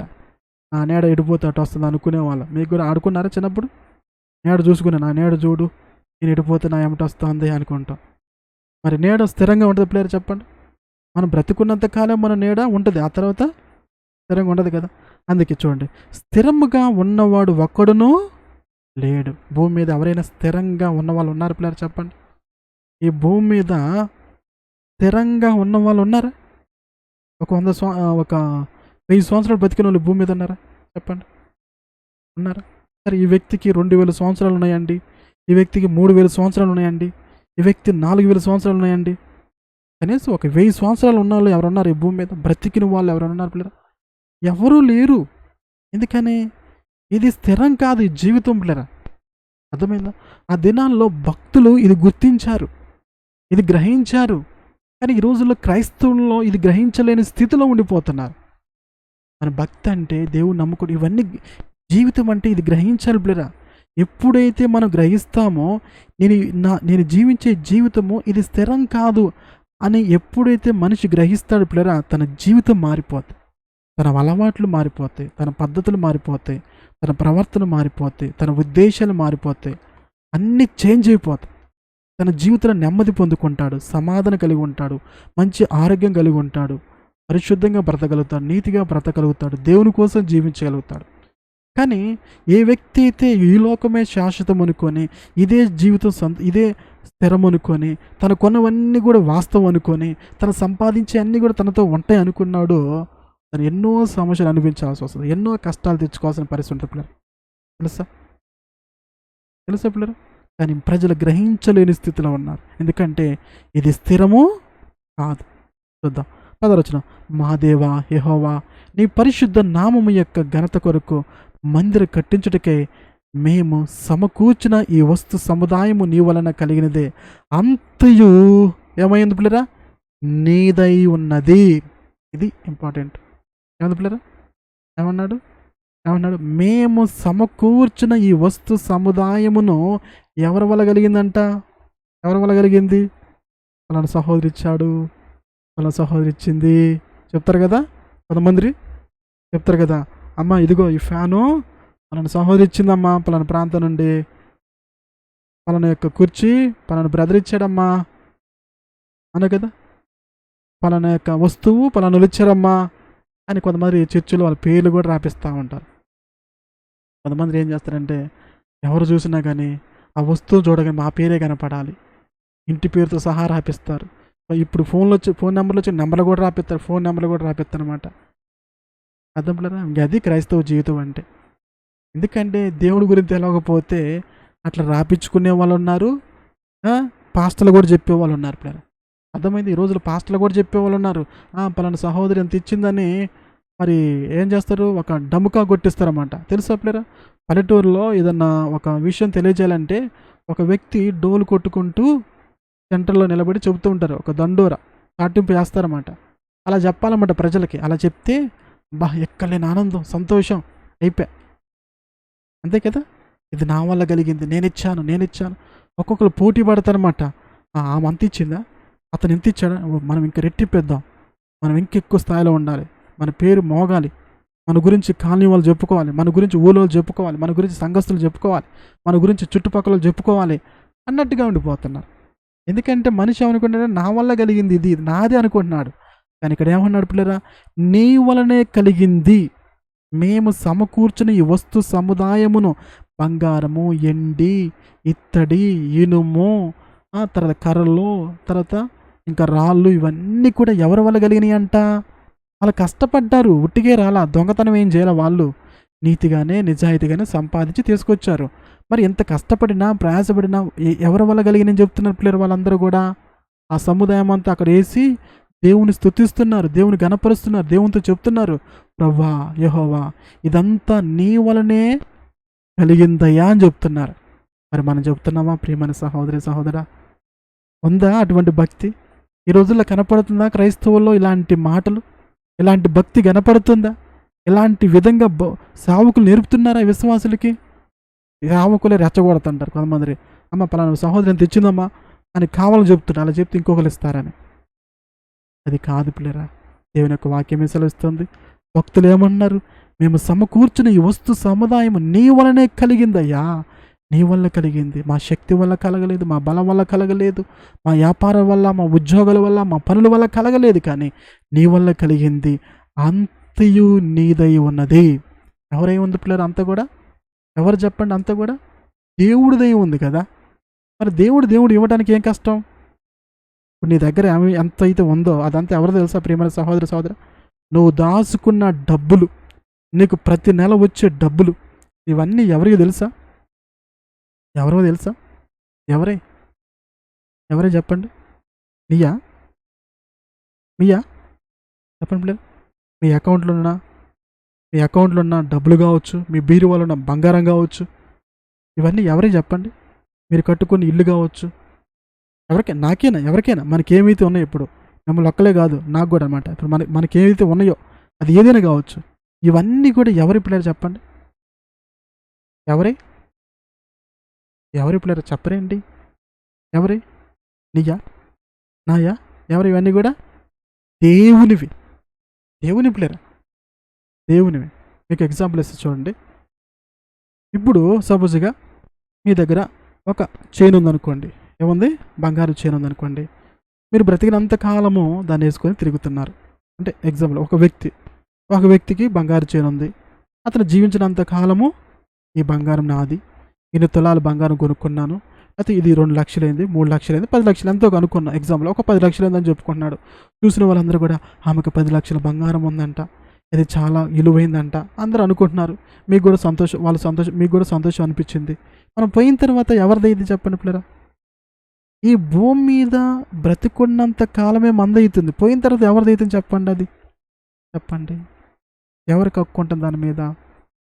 ఒకళ్ళు మీరు అనొచ్చేమో, మా మనవలు తీసుకుంటారండి, నా కూతురు తీసుకుంటుందండి, నా కొడుకు తీసుకుంటారని మరి ఒకవేళ ఇలాంటి తెలివిగా మాట్లాడొచ్చేమో. ఆ తర్వాత వాళ్ళు పోయిన తర్వాత ఎవరు తీసుకుంటారు మరి? వాళ్ళు మనవాళ్ళు అంటారా? చెప్పండి. కొంతమంది అలాగే కూడా మాట్లాడతారు. ఇట్లా లోకం అంతా పోయిన తర్వాత ఎవరు తీసుకోండి చెప్పండి? ఎవరిదైతే చెప్పండి? ఎవరిది పిల్లరా? దేవుంది. ఎందుకంటే దేవుడు ఏం చేస్తాడంటే, అమ్మ వాడుకో కొన్ని రోజులు, ఏం చేయి, వాడుకో, ఈ బంగారం 4 రోజులు వేసుకో, ఈ బంగారాన్ని 10 రోజులు వేసుకో, ఈ ఇల్లు 10 రోజులు వాడుకో, ఎగ్జాంపుల్ చెప్తున్నమాట. ఈ పొలం కొన్ని రోజులు వాడుకో, ఇట్లా దేవుడు మనకి ఇస్తారన్నమాట కొన్ని, అంతే. అంతేగాని నీ ఎమ్మటి నేను తీసుకొస్తలే పరలోకానికి బంగారం అంతా, నువ్వు పొయ్యే ముందులా నీకు చెప్తాను, మొత్తం మూటగట్టు, మా దేవదూతలు వస్తాయి పరలోకాన్ని తీసుకొస్తారని చెప్పాడా దేవుడు ఏడన్నా? చెప్పాడా? లేదా నువ్వు మెల్ల వేసుకో, లేదా మీ వాళ్ళు చెప్పు మెల్ల వేసుకో ఉండు, అవన్నీ కూడా నీతో వస్తాయని చెప్పాడు దేవుడు ఏడన్నా? నిజంగా అలా వస్తాయని చెప్తే పిల్లరా నిజంగా చాలామంది వేసుకుంటారు, వేసుకొని కూడా చచ్చిపోయే వాళ్ళు ఉన్నారన్నమాట. ఇవన్నీ నిజంగా రేపు పరలోకి వస్తాయని నిజంగా ఎలాంటి చెప్పాలి కానీ నమ్మే వాళ్ళు కూడా ఉన్నారు పిల్లరా. నాకు దేవుడు చెప్పాడు అని ఇలాంటి అబద్ధాలు చెప్పాలి కానీ కొంతమంది నమ్మే వాళ్ళు కూడా ఉన్నారు. నమ్మి నిజంగా వేసుకునేవాళ్ళు, వేసుకుంటే ఏమో తెలుసు పిల్లరా, అవి మీతో రావు కానీ ఎవడో ఒకటి ఎత్తుకొని పోతాడు. ఈ మధ్య పాపం ఒక సహోదరు చెప్తున్నమాట, భర్త చచ్చిపోయి ఉంటే వాళ్ళకి బంగారం ఉంటే బంధువులందరూ కూడా బంగారం దోచుకున్నారంట. ఎవడికి దొరికింది వాళ్ళు దోచుకుని వెళ్ళిపోయారంట. వీళ్ళు భర్త చచ్చిపోయి ఆ బాధలో వాళ్ళు ఉంటే ఇంట్లో చేను ఉంగరమో ఏదో ఉంటే ఎక్కడేమో చూసుకొని ఎవడికి దొరికింది వాళ్ళ బంగారాన్ని ఎత్తుకొని పోయారంట పిల్లలు. తెలుసా పిల్లరా? అది అందుకే మంది ఏది కాదు పిల్లరా, ఏం కాదు, మంది ఏది కాదు. మరి ఎవరివి? మనకున్నదంతా కూడా ఆయనదే. అంతయు నీదై ఉన్నది. ఎవరిదై ఉన్నది? దేవుందై ఉంది పిల్లరా. అది మనందరం అది గుర్తించా పిల్లరా. నీవు నేను మనందరం కూడా అది గ్రహించగలిగితే మన జీవితమే మారిపోతుంది. ప్రభా, నాకున్న ఉద్యోగము, నాకున్న వ్యాపారము, నాకున్న పని, నాకున్న ఈ యొక్క సంపాదన, నాకున్న ఈ గృహము, నాకున్న ఇల్లు, నాకున్న ఈ యొక్క పొలము, నాకున్న ఏదైతే ఉన్నాయో ప్రభా, ఇవన్నీ నీవయ్యా, నీవు నాకు ఇచ్చావయ్యా, అంతే తప్పక నీవి నావి కాదయ్యా అని మనము దేవుని అసలు చెప్పాలి, అది గుర్తించాలి. అలాగే మనం ఏం చేయాలి? బ్రతకాలి పిల్లరా. అర్థమైందా? నాది నాది నాది అని ఏముంది పిల్లరా? మంది నాది, నాదండి, ఇది నాదండి అంటారు. ఏది నీది నాది? చూద్దాం. నా దేవా, నీవు హృదయమును పరిశోధన చేయొచ్చు, యథార్థవంతులు ఎందు ఇష్టపడుచున్నావని నేను ఎరుగుతున్నాను. దేవుడు ఎవరు ఏంది ఇష్టపడుతున్నారంటే పిల్లలు? దేవుడు ఎవరంటే ఇష్టం? దేవుడికి ఎవరంటే ఇష్టం అంట? యథార్థవంతులంటే ఇష్టం. కపటమైన వారి, మోసం చేసేవాళ్ళు, లోనొకటి పైన ఒకటి అంటే దేవునికి ఇష్టం లేదు. ఎందుకంటే మన హృదయాలన్నీ కూడా దేవుడు ఏం చేస్తాడు? పరిశోధన చేస్తాడు. అర్థం లేదు? డాక్టర్లు మన బ్లడ్ తీసుకొని టెస్ట్ చేస్తారేమో కానీ నీ హృదయాన్ని, నా హృదయాన్ని పరిశోధన చేయగలది ఎవరు? దేవుడు అనమాట. హృదయాన్ని ఎవరు కూడా స్కాన్ చేయలేరు. అసలు హృదయం ఎక్కడ ఉందంటే ఎక్కడ చెబుతారు పిల్లలు? చెప్పండి. మన హృదయం ఏడుందంటే ఎక్కడ చూపిస్తాం? మన గుండె మన హృదయం అంటమే కానీ హృదయం ఎక్కడుందో తెలియదు, కానీ మనలో హృదయం ఉంది. కానీ ఆ హృదయాన్ని పరిశోధన చేయగల సామర్థ్యత, శక్తి ఎవరికి ఉందంటే దేవుడికి ఉంది. దేవుడికి ఎవరంటే ఇష్టం? యథార్థవంతులు అంటే ఇష్టం. అందుకే భక్తుడు ఏమన్నాడు? యథార్థవంతులు ఎందు ఇష్టపడుచున్నావని నేను ఎరుగుతున్నాను. అందుకే దావీదు ఎలా జీవించాడంటే యథార్థంగా బ్రతికాడు. ఎందుకంటే నేను యథార్థంగా బ్రతికితే నా దేవుడికి నేనేమవుతాను? ఇష్టడైతాను. అవును పిల్లరా, మనం యథార్థంగా ఉండాలి, యథార్థంగా బ్రతకాలి. అప్పుడే దేవునికి మనం ఏమవుతాం? ఇష్టలవుతాం. నేనైతే యథార్థ హృదయ గలవాడనై ఇవన్నీ మనపూర్వముగా ఇచ్చి ఉన్నాను. ఇప్పుడు ఇక్కడ నుండి నీ జనులు నీకు మనపూర్వక ఇచ్చుట చూసి సంతోషించుచు ఉన్నాను. చూసారు పిల్లలు, తను ఎలా ఉన్నాడు? మనపూర్వకంగా ఇచ్చి ఉన్నాడు. అర్థమైందా? సో కాబట్టి వాళ్ళందరూ కూడా ఇచ్చింది దేవుడికి ఇచ్చారు. దేవుడు దాన్ని గుర్తించారు. దేవుడే అన్నీ కూడా చూస్తున్నాడని, దేవుడు యథార్థవంతుల పట్ల ఆయన సంతోషిస్తాడని గుర్తించాడు. ఎందుకంటే పిల్లరా, వాళ్ళు యథార్థంగా ఇచ్చారు. మనం కూడా దేవునికి ఇవ్వటంలో యథార్థంగా ఉండాలి. ఇంకా నేను కొన్ని మాటలు చెప్పి ముగిస్తాను, లాస్ట్కి చూపిస్తానమాట. ఇదంతా అయిపోయిన తర్వాత ఇక మిగతా అంతా కూడా సొలొమోను రాజు ఒకటి ఇవన్నీ స్టోరీ ఉంటుంది, మీరు చదువుకోవచ్చు తర్వాతకి. లాస్ట్ ఈ యొక్క మాట చెప్పి నేను ముగిస్తానమాట. అతడు 28 వచ్చిన ఓకే పిల్లలు, మొదటి దినవృత్తాంత గ్రంథము 29:28 వచ్చిన అతడు అంటే దావీదు. ఓకే పిల్లరా, దావీదు వృద్ధాప్యం వచ్చిన వాడై, చూడండి ఇక్కడ చాలా ఇంపార్టెంట్ అనమాట. వృద్ధాప్యం వచ్చిన వాడై ఐశ్వర్యము ప్రభావములు కలిగి, ఏం కలిగినాడు పిల్లరా? దావీదు ఐశ్వర్యము ప్రభావములు కలిగాడా లేదా? ఇచ్చాడా లేదా దేవుడు? మనం చూసాం కదా, ఐశ్వర్యము ఘనతయు సమస్తము ఎవరి వశంలో ఉన్నాయి? దేవుని ఆధీనంలో ఉన్నాయి. ఆయన దేవుడు దావీదుకి ఏమి ఇచ్చాడు? ఐశ్వర్యం ఇచ్చాడు, ప్రభావమును. కలుగు చేస్తాడు. ఆ తర్వాత ఇంకేం చేశాడు? మంచి ముదిమిలో మరణమొందెను. ఏమయ్యాడు దావీదు? మంచి ముదిమిలో, అంటే ఒక కాయ కాసిన తర్వాత ఆ కాయ ఏమైద్ది?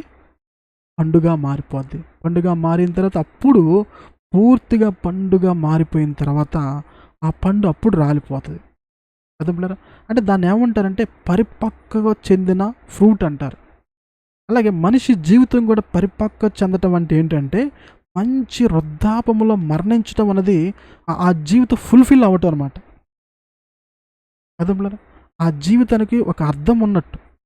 మధ్యలో చచ్చిపోవటం అనేది దేవునికి ఉద్దేశం అసలు కాదు. ఈ రోజుల్లో చాలామంది రకాలుగా మరణిస్తున్నారు. ఒకవేళ దేవుడు తీసుకుంటే అది వేరే విషయం కానీ పిల్లరా, కానీ చాలా ఎక్కువ మరణాలు ఎలా ఉన్నాయంటే మిడిల్లోనే చనిపోతున్నారు. అది దేవుని ఉద్దేశం కాదు. కానీ దావీదు ఏం కలిగాడు? ఏమయ్యాడు పిల్లరా? ఐశ్వర్యము ప్రభావము కలిగి మంచి ముదిమిలో చూసారు పిల్లరా? మంచి అందా ఇక్కడ చెడు ఉందా? మంచి ముదిములు అంటే వృద్ధాపంలో, మంచి ముదిములో ఏమయ్యాడు?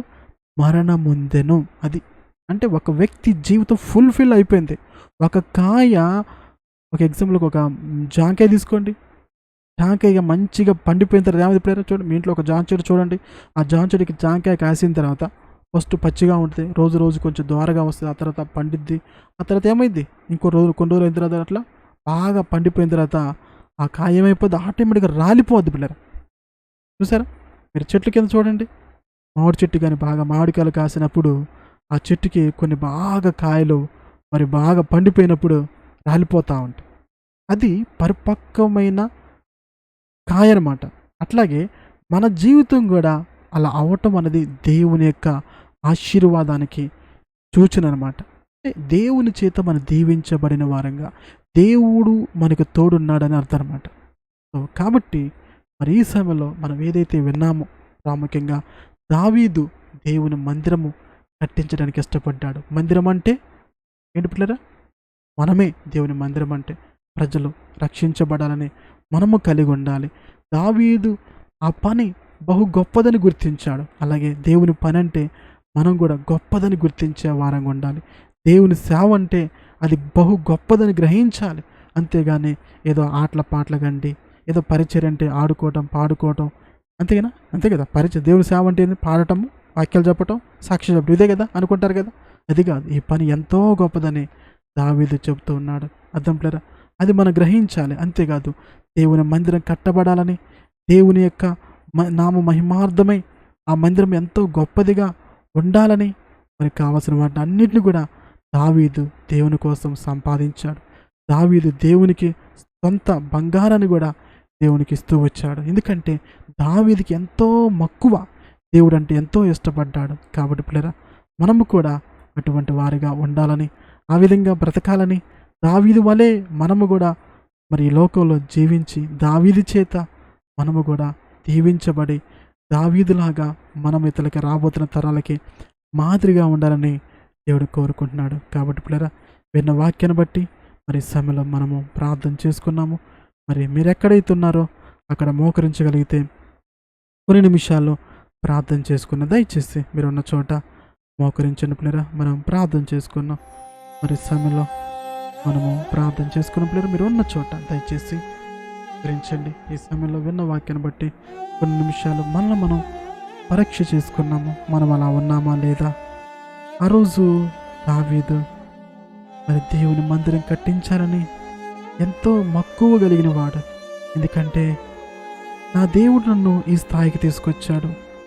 ఒకప్పుడు ఎక్కడో గొర్రెలు కాసుకునేవాడిని, ఎక్కడో పాడైపోవాల్సిన నేను, నా తల్లిదండ్రులే నన్ను ప్రేమించలేదే, నా ఇంటి వారే నన్ను ప్రేమించలేదే, నా దేవుడు నన్ను కోరుకొని ఈ స్థాయికి తీసుకొచ్చాడు కదా, నా దేవుడు నన్ను కోరుకుని ఈ స్థితిలో నిలబెట్టాడు కదా, నా దేవుని కోసం ఏదో ఒకటి చేయాలి, నా దేవుని యొక్క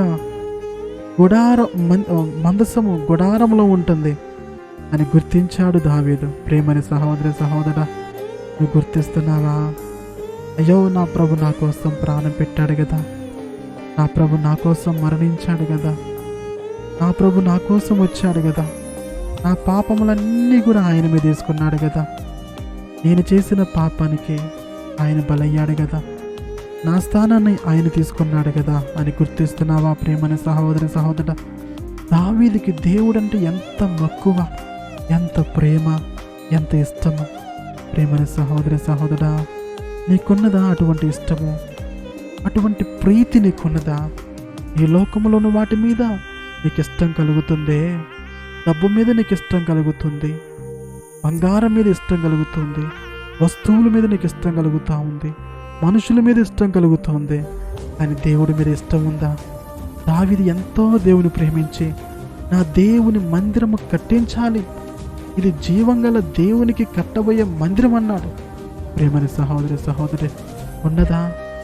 మందిరం అంటే దేవుని మనమే అని, మనమే కట్టబడాలని ఉన్నదా? ప్రేమని సహోదరి సహోదరుడా, ఆ రోజు దేవుని నామ మహిమార్థమై దావీదు ఒక మందిరం కట్టించాలనుకున్నాడు. మరి ఈరోజు నీకు లేదా? నా మూలముగా ఒక ఆత్మని రక్షించబడాలి, నా ద్వారా దేవుని పని జరగాలి, నా ద్వారా అనేకులు మార్పు చెందాలి, నేను కూడా దేవుని యొక్క మందిరం కట్టబడే పనిలో నేను కూడా పాలుభాగస్తురాలు అవుతున్నాను లేదా? ప్రియమైన సహోదరి సహోదరుడా, ఎంతకాలము దావీదు దేవుని మందిరం కోసము కష్టపడ్డాడు, దేవుని మందిరం కోసం సంపాదించాడు, బంగారం సంపాదించాడు, ఎండి సంపాదించాడు, ఇనుము సంపాదించాడు, ఇత్తడి సంపాదించాడు, కర్ర సంపాదించాడు, గోమేదకు రాళ్ళు, చిక్కుడు రాళ్ళు, మరి వర్ణము గల రత్నాలు సంపాదిస్తూ వచ్చాడు దేవుని కోసం. ప్రేమని సహోదర సహోదరుడా, దావీదు దేవుని కోసం ఎంత సంపాదించాడు కదా. నా దేవుని యొక్క మందిరం కట్టబడాలి, నేను కట్టకపోయినా నేను సంపాదిస్తే నా కుమారుడు కడతాడు, నేను ఈ లోకంలో చూడకపోయినా నా దేవుని మందిరం కట్టబడితే అనేకులు కూడా నా దేవుని కొనియాడతారు, నా దేవునికి మహిమ వస్తుందని. ప్రేమని సహోదర సహోదరుడా, దావీదు చూడలేదు ఆ మందిరాన్ని, కానీ తన కుమారుడు ద్వారా దేవుడు కట్టిస్తానన్న మాట దేవుడు నెరవేరుస్తాడని కావలసిన అన్నిటిని కూడా సమకూర్చాడు, కావలసిన అన్నిటిని కూడా కష్టపడి సంపాదించాడు. ప్రేమని సహోదర సహోదరుడా, నువ్వు కష్టపడుతున్నావు, నీ కష్టం ఎవరి కోసము? నీ కష్టార్జితం ఎవరి కోసము? నీ కోసమా? నీ భర్త కోసమా? నీ బిడ్డల కోసమా? నీ భార్య కోసమా? ప్రేమని సహోదరి సహోదరుడా, నీ కష్టం ఎవరి కోసము? ఆ రోజు ఎంత కష్టపడ్డాడు కదా, బహుగా ప్రయాసపడ్డాడు కదా. దావీదు ఎంతో ప్రయాసపడ్డాడు. నా దేవుని మందిరం మీద నాకున్న మక్కువ చేతాలి దేవుని కోసం ప్రయాసపడ్డాడు. ఈరోజు మన కోసం ప్రయాసపడుతున్నాము కదా. ప్రేమని సహోదరి సహోదరుడా, అది నీకు న్యాయమేనా? నీ కోసం ప్రభు ప్రాణం పెడితే నీవేమో నీ కోసం బ్రతుకుతున్నావు, నీవేమో నీ కోసము జీవిస్తున్నావు, నీవేమో నీ కోసం ప్రయాసపడుతున్నావు, నీవేమో నీ కుటుంబాని కోసం ప్రయాసపడుతున్నావు. నీకు న్యాయమేనా? నీకు ఇది కరెక్టా? ఇది నీకు తగునా? ఒక్కసారి నువ్వు పరీక్షించుకో ప్రేమని సహోదరి సహోదరుడా. దేవుడు నీ కోసం ప్రాణం పెట్టాడు కదా, నీకోసం రక్తం చిందించాడు కదా, నీకోసం ఈ లోకానికి వచ్చాడు కదా, నువ్వు మరణిస్తే పరలోకానికి చేర్చుకోవాలని ఆయన ఇష్టపడుతున్నాడు కదా. ప్రభు నీకోసం ఎంత చేశాడు కదా ప్రేమని సహోదరి సహోదరుడా. మరి దేవుని పరిచయన్నా, దేవుని సువార్తన్నా, దేవుని రాజ్యం కొరకేనా, నశించిపోతున్న ఆత్మల కొరకేనా నువ్వేం ప్రయాసపడుతున్నావు ప్రేమని సహోదరి సహోదరుడా? ఒక్కసారి ఈ సమయంలో నువ్వు పరీక్షించుకో. దావీదు అంతగా ప్రయాసపడ్డాడు, అంతగా కష్టపడ్డాడు, అంతగా ఆఖరికి తన స్వంత ధనాన్ని కూడా దేవునికి ఇవ్వడానికి వెనుకాడలేదు, ఇవ్వలేదు. దాచుకున్నది కూడా దేవునికి ఇవ్వడానికి ఇష్టపడ్డాడు. ప్రేమని సహోదరి సహోదరుడా, నీకోసం దాచుకుంటున్నావు కదా, నీకోసము సమకూర్చుకున్నావు కదా, నీ బిడ్డల కోసం దాస్తున్నావు, నీకోసం దాచుకుంటున్నావు, కానీ దేవుని కోసం ఇస్తున్నావా? ప్రేమని సహోదరి సహోదరుడా, ఆలోచించి.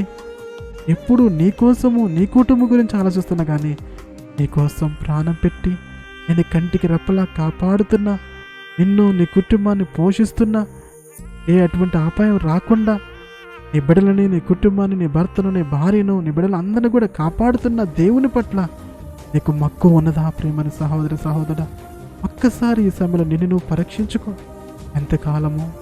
ఎంతకాలము ఇలాగే ఉంటావు? నువ్వు అలా ఉండకూడదని, దావీదులా మనందరం ఉండాలని దేవుడు ఆశిస్తూ ఉన్నాడు. అందుకే ఈరోజు దేవుడు దావీదుని మన ఎదుట పెడుతూ వచ్చాడు, దావీదు చేసిన దాన్ని మన ఎదుట పెడుతూ వచ్చాడు. కాబట్టి పిల్లరా, మనందరం కూడా దావీదులా ఉండాలని ఇష్టపడుతూ ఉన్నాడు దేవుడు. దావీదు అంటున్నాడు, అయ్యా మీకు ఇచ్చుటకు మేము ఏ పాటి వారమయ్యా, మాకున్నదంతా మీరిచ్చిందనయ్యా అన్నాడు. ఎస్సయ్యా మాకున్నదంతా నీదయ్యా అన్నాడు. ప్రేమని సహోదరుడా, నువ్వేమనుకుంటున్నావు? నీకున్నదంతా నాదనుకున్నావా? ఏది కాదు ప్రేమని సహోదరుడా, నీది కాదు, నాది కాదు, ఏది మంద కాదు. అనుకున్నవన్నీ కూడా ప్రభువే, అనుకున్నవన్నీ కూడా యేసేవే. ఈ రోజున గుర్తించు ప్రేమని సహోదరుడా, నీకున్నదన్నీ కూడా, నీకు కలిగినంతా కూడా ఎవరిదో తెలుసా? అది యేసయ్యది. నీ భర్త యేసయ్యకి చెందినవాడు, నీ బిడ్డలు యేసయ్యకి చెందిన వాళ్ళు, నీ భార్య యేసయ్యకి చెందిన వాళ్ళు, నీ బంధువులు యేసయ్యకి చెందిన వాళ్ళు, నీ ఆస్తి, నీ భూమి, నీ ఉద్యోగము, నీ పని, మరి నీకున్న అన్నీ కూడా ప్రేమని సహోదరుడా అన్నీ ఆయనవే. ఆయన ఎవరికి ఇవ్వాలో వాళ్ళకి ఇస్తాడు. కాబట్టి ప్రేమని సహోదరుడా, రోజు నువ్వు గుర్తించు, ప్రభా నాకున్నవన్నీ కూడా నువ్వు ఇచ్చినవేనయ్యా. నేను ఎంతకాలం గుర్తించలేకపోయాను. నాదనుకుంటున్నానయ్యా, ఈ డబ్బు నాదనుకున్నాను, ఈ వ్యాపారం నాదనుకున్నాను, ఈ సంపాదన అంతా నాదే అనుకొని నా కోసమే ఖర్చు చేసుకున్నాను. ప్రేమని సహోదరుడా, నువ్వు మోసం చేసుకోకాకు. ఎంతకాలం నువ్వు మోసం పోతూ ఉంటావో, నీదనుకొని మోసపోతున్నావా? సాతానుగా నీకు చెప్తుంటాడు, ఈ డబ్బు నీది, ఈ ఆస్తి నీది, నువ్వు కట్టుకునేవి నీవి అంటూ ఉంటాడు సాతానుగాడు. అతను చెప్తున్న మాటలకు చోటివ్వు కాకు. సాతానుగా నేను మోసం చేస్తూ ఉంటాడు. దావీదు అంటున్నాడు, అయ్యా మాకున్నవన్నీ నీవయ్యా, మాకున్నవన్నీ నువ్వేనయ్యా, మాకిచ్చినవన్నీ నువ్వేనయ్యా, ఇవన్నీ కూడా నీ వలనే కలిగినాయి ప్రభా, నీ వలనే కలిగిన అంటున్నాడు. చెప్తున్నావా ప్రేమని సహోదరుడా? చెప్తున్నావా దేవుడితోటి, యేసయ్యా నాకు ఇచ్చినవన్నీ నీ వలనే కలిగినాయి ప్రభా, నా శక్తి వల్ల కాదయ్యా, నా బలము వల్ల కాదయ్యా, నా తెలివితేటల వల్ల కాదయ్యా, యేసయ్యా నాకున్నవన్నీ నువ్విచ్చినవేనయ్యా అని చెప్తున్నావా ప్రేమని సహోదరుడా? గుర్తించావా? ఎంతకాలం నేను మోసం చేసుకుంటావు? నావి అనుకొని రేపు నువ్వేవైతే అనుకుంటావు అవే విడిచిపోసిన పరిస్థితి ఒక రోజు నన్ను గుర్తిస్తున్నావా? దావీదు అన్నాడు, ప్రభా మేము ఈ భూమి మీద అతిథులమయ్యా, ఈ భూమి మీద మేము పరదేశులే ఉన్నామయ్యా, ఎవరు స్థిరంగా ఉండగలుగుతాడయ్యా ఈ భూమి మీద అని అంటున్నాడు. ప్రేమని సహోదరుడా, నువ్వు గుర్తిస్తున్నావా? నువ్వు అనుకుంటున్నావేంటి ఈ భూమి మీద నేను స్థిరంగా ఉంటాను అనుకుంటున్నావా? లేదు, మనందరం కూడా ఈ లోకాన్ని విడిచిపెట్టవలసిన ఒక రోజంటూ ఉంది. అది నువ్వు నేను గుర్తించాలి, అది నువ్వు నేను గ్రహించి అది కలిగి మనం బ్రతకాలి. ఆ విధంగా ఉండాలి తప్ప కానీ, ఆ విధంగా జీవించాలి. కానీ ఇది నాదనుకొని మనము రేపు దేవుని దూరం చేసుకొని దేవుని ఆశీర్వాదాలు పోగొట్టుకునే వారంగా ఉండకూడదు. ప్రభా నేను అలా ఉండకుండా నాకు సహాయం చేయండి ప్రభా అని అడగండి. అలాగే దావీదు దేవుని చేత మంచి వృద్ధాపములో ఈ లోకాన్ని విడిచి వెళ్ళిపోయాడు. దావీదు ఐశ్వర్యము ప్రభావము కలిగిన వాడై మంచి ముదిములో మరణముందని రాయబడింది. దావీదు దేవుని ఎంతో ప్రేమించాడు. దావీదు గురించి దేవుడు అంటున్నాడు, దావీదు నువ్వు నా హృదయానుసారుడు అయ్యా అంటున్నాడు. దావీదు ఎలాంటి వాడు? నువ్వు నా హృదయానుసారుడు అయ్యా అంటున్నాడు. ప్రేమని సహోదరుడా, దావీదు దేవుని హృదయానుసారుడుగా బ్రతికి దేవుని చేత ఆశీర్వదించబడి మంచి ముదిములో ఈ లోకాన్ని విడిచిపెట్టి ప్రభు రాజ్యానికి వెళ్ళిపోయాడు. మనము కూడా అలా బ్రతకాలని, మనము కూడా అలా జీవించాలని దేవుడు కోరుకుంటున్నాడు. ప్రేమని సహోదరుడా, నీకు లేదా ఆశ? నువ్వు కూడా అలా బ్రతికి ఈ లోకాన్ని విడిచి ప్రభు ఉండే రాజ్యాలకు వెళ్ళాలని లేదా? ప్రేమని సహోదరుడా ఆలోచించే. దావీదు ఆ విధంగా బ్రతికాడు, ఆ విధంగా జీవించి ప్రభు ఉండే రాజ్యంలోకి వెళ్ళిపోయాడు. ప్రభా నేను కూడా అలా బ్రతకటానికి నాకు సహాయం చేయండి అయ్యా. నేను కూడా ఈ లోకంలో నిన్ను మహిమపరచులాగిన నన్ను కూడా ఆశీర్వదించి ప్రభా మంచి ముదిములో ఈ లోకాన్ని విడిచిపెట్టడానికి నాకు సహాయం చేయమని అడగండి. నేను కూడా దావీదులా నీకోసం బ్రతుకులాగన, నీకోసము ప్రయాసపడులాగన, నీకోసము కష్టపడులాగన, నేను నీకోసం ఇచ్చులాగన ప్రభా నాకు సహాయం చేయండి. ఎంతకాలం నేను ఇవ్వలేదయ్యా, ఎంతకాలం నీకు ఇవ్వలేదయ్యా, నాదనుకున్నానయ్యా, నాదనుకున్నాను ప్రభా.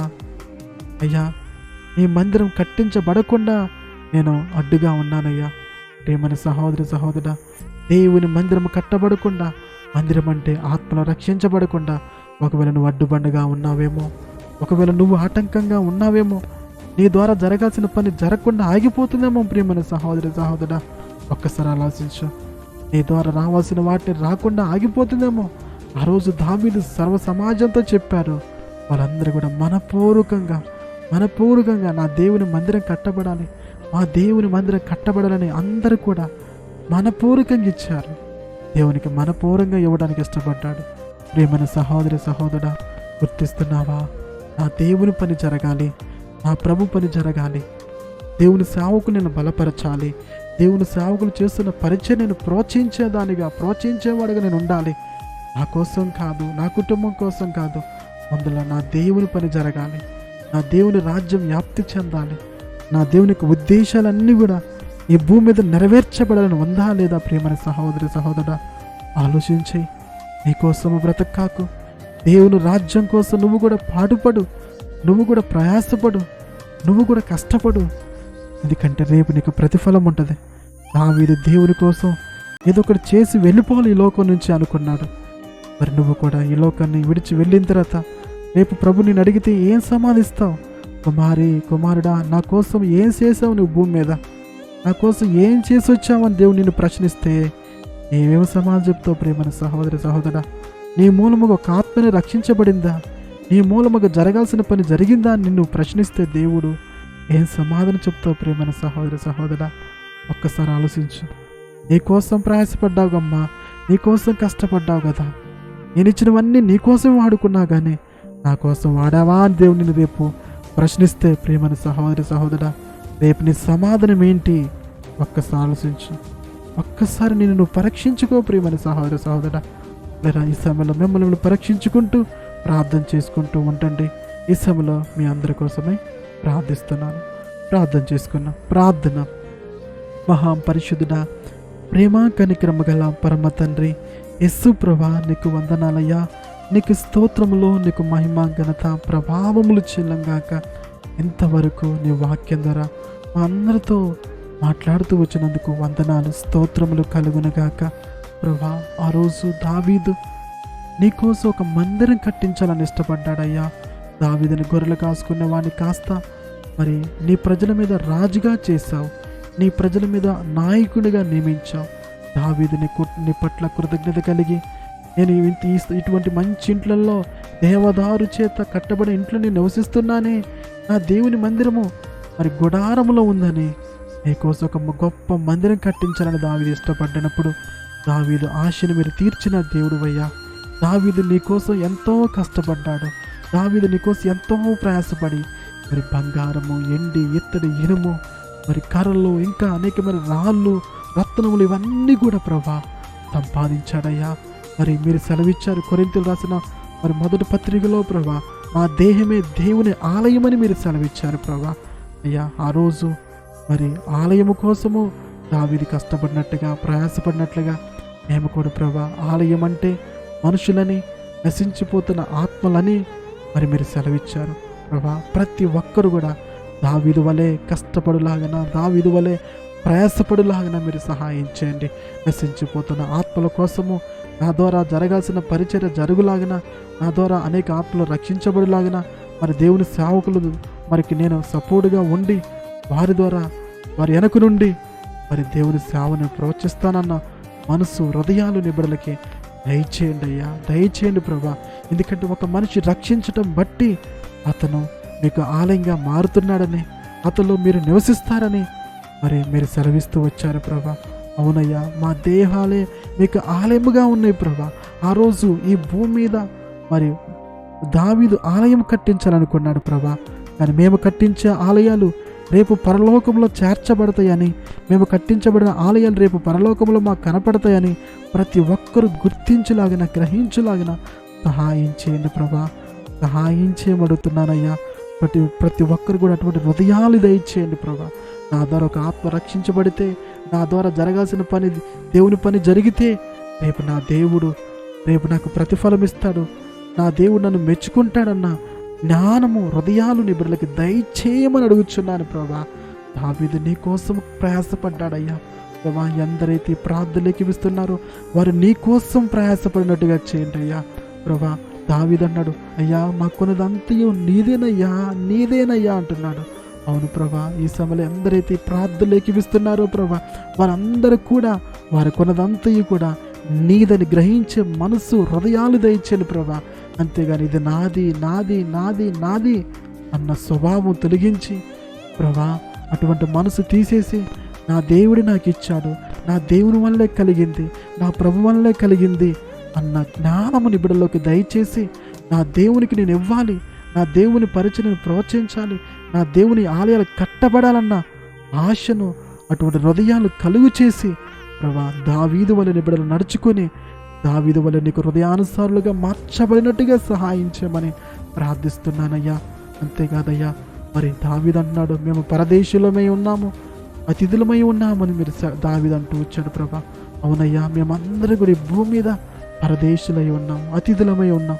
ఒకరోజు ఈ లోకాన్ని విడిచి వెళ్ళిపోవాల్సిందే ప్రభా.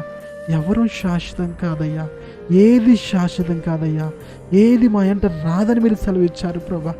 ప్రభా, మా క్రియలే మా వెంట వస్తాయని, మేము చేసిన దానికి ఒకరోజు మీరు ప్రతిఫలం ఇస్తారని మీరు సెలవిస్తూ వచ్చారు. కాబట్టి ప్రభా, ఈ భూమి మీద ఉన్న మేమందరం కూడా ప్రతి ఒక్కరం కూడా ప్రభా మీకోసము ప్రయాసపడలాగిన, మీ రాజ్యము కోసము, మీ మందిరం కొరకు, నశించిపోతున్న ఆత్మల కొరకు ప్రయాసపడి ప్రభా నువ్విచ్చే ప్రతిఫలము పరలోకములో పొందుకునేలాగిన సహాయం చేయండి అయ్యా.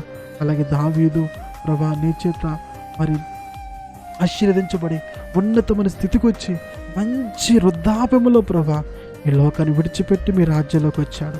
అవును ప్రభా, ఎందరైతే ఈ ప్రార్థనలోకి ఇస్తున్నారో నీ బిడ్డ అందరూ కూడా దావీదు వలె ప్రభా మరి నీ కోసము ప్రయాసపడి దావీదు వలె తను దాచుకున్న దాన్ని కూడా మరి నీకు ఇచ్చాడు. అలా ఇచ్చి దావీదు వలె నిన్ను ప్రేమించి దావీదు వలె నీ చేత ఆశీర్వదించబడి మంచి వృద్ధాప్యములో ప్రభా ప్రతి ఒక్కరు కూడా నీ సన్నిధికి చేరుకునే కృపను, ఆత్మను దయచేయమని అడుగుచున్నానయ్యా.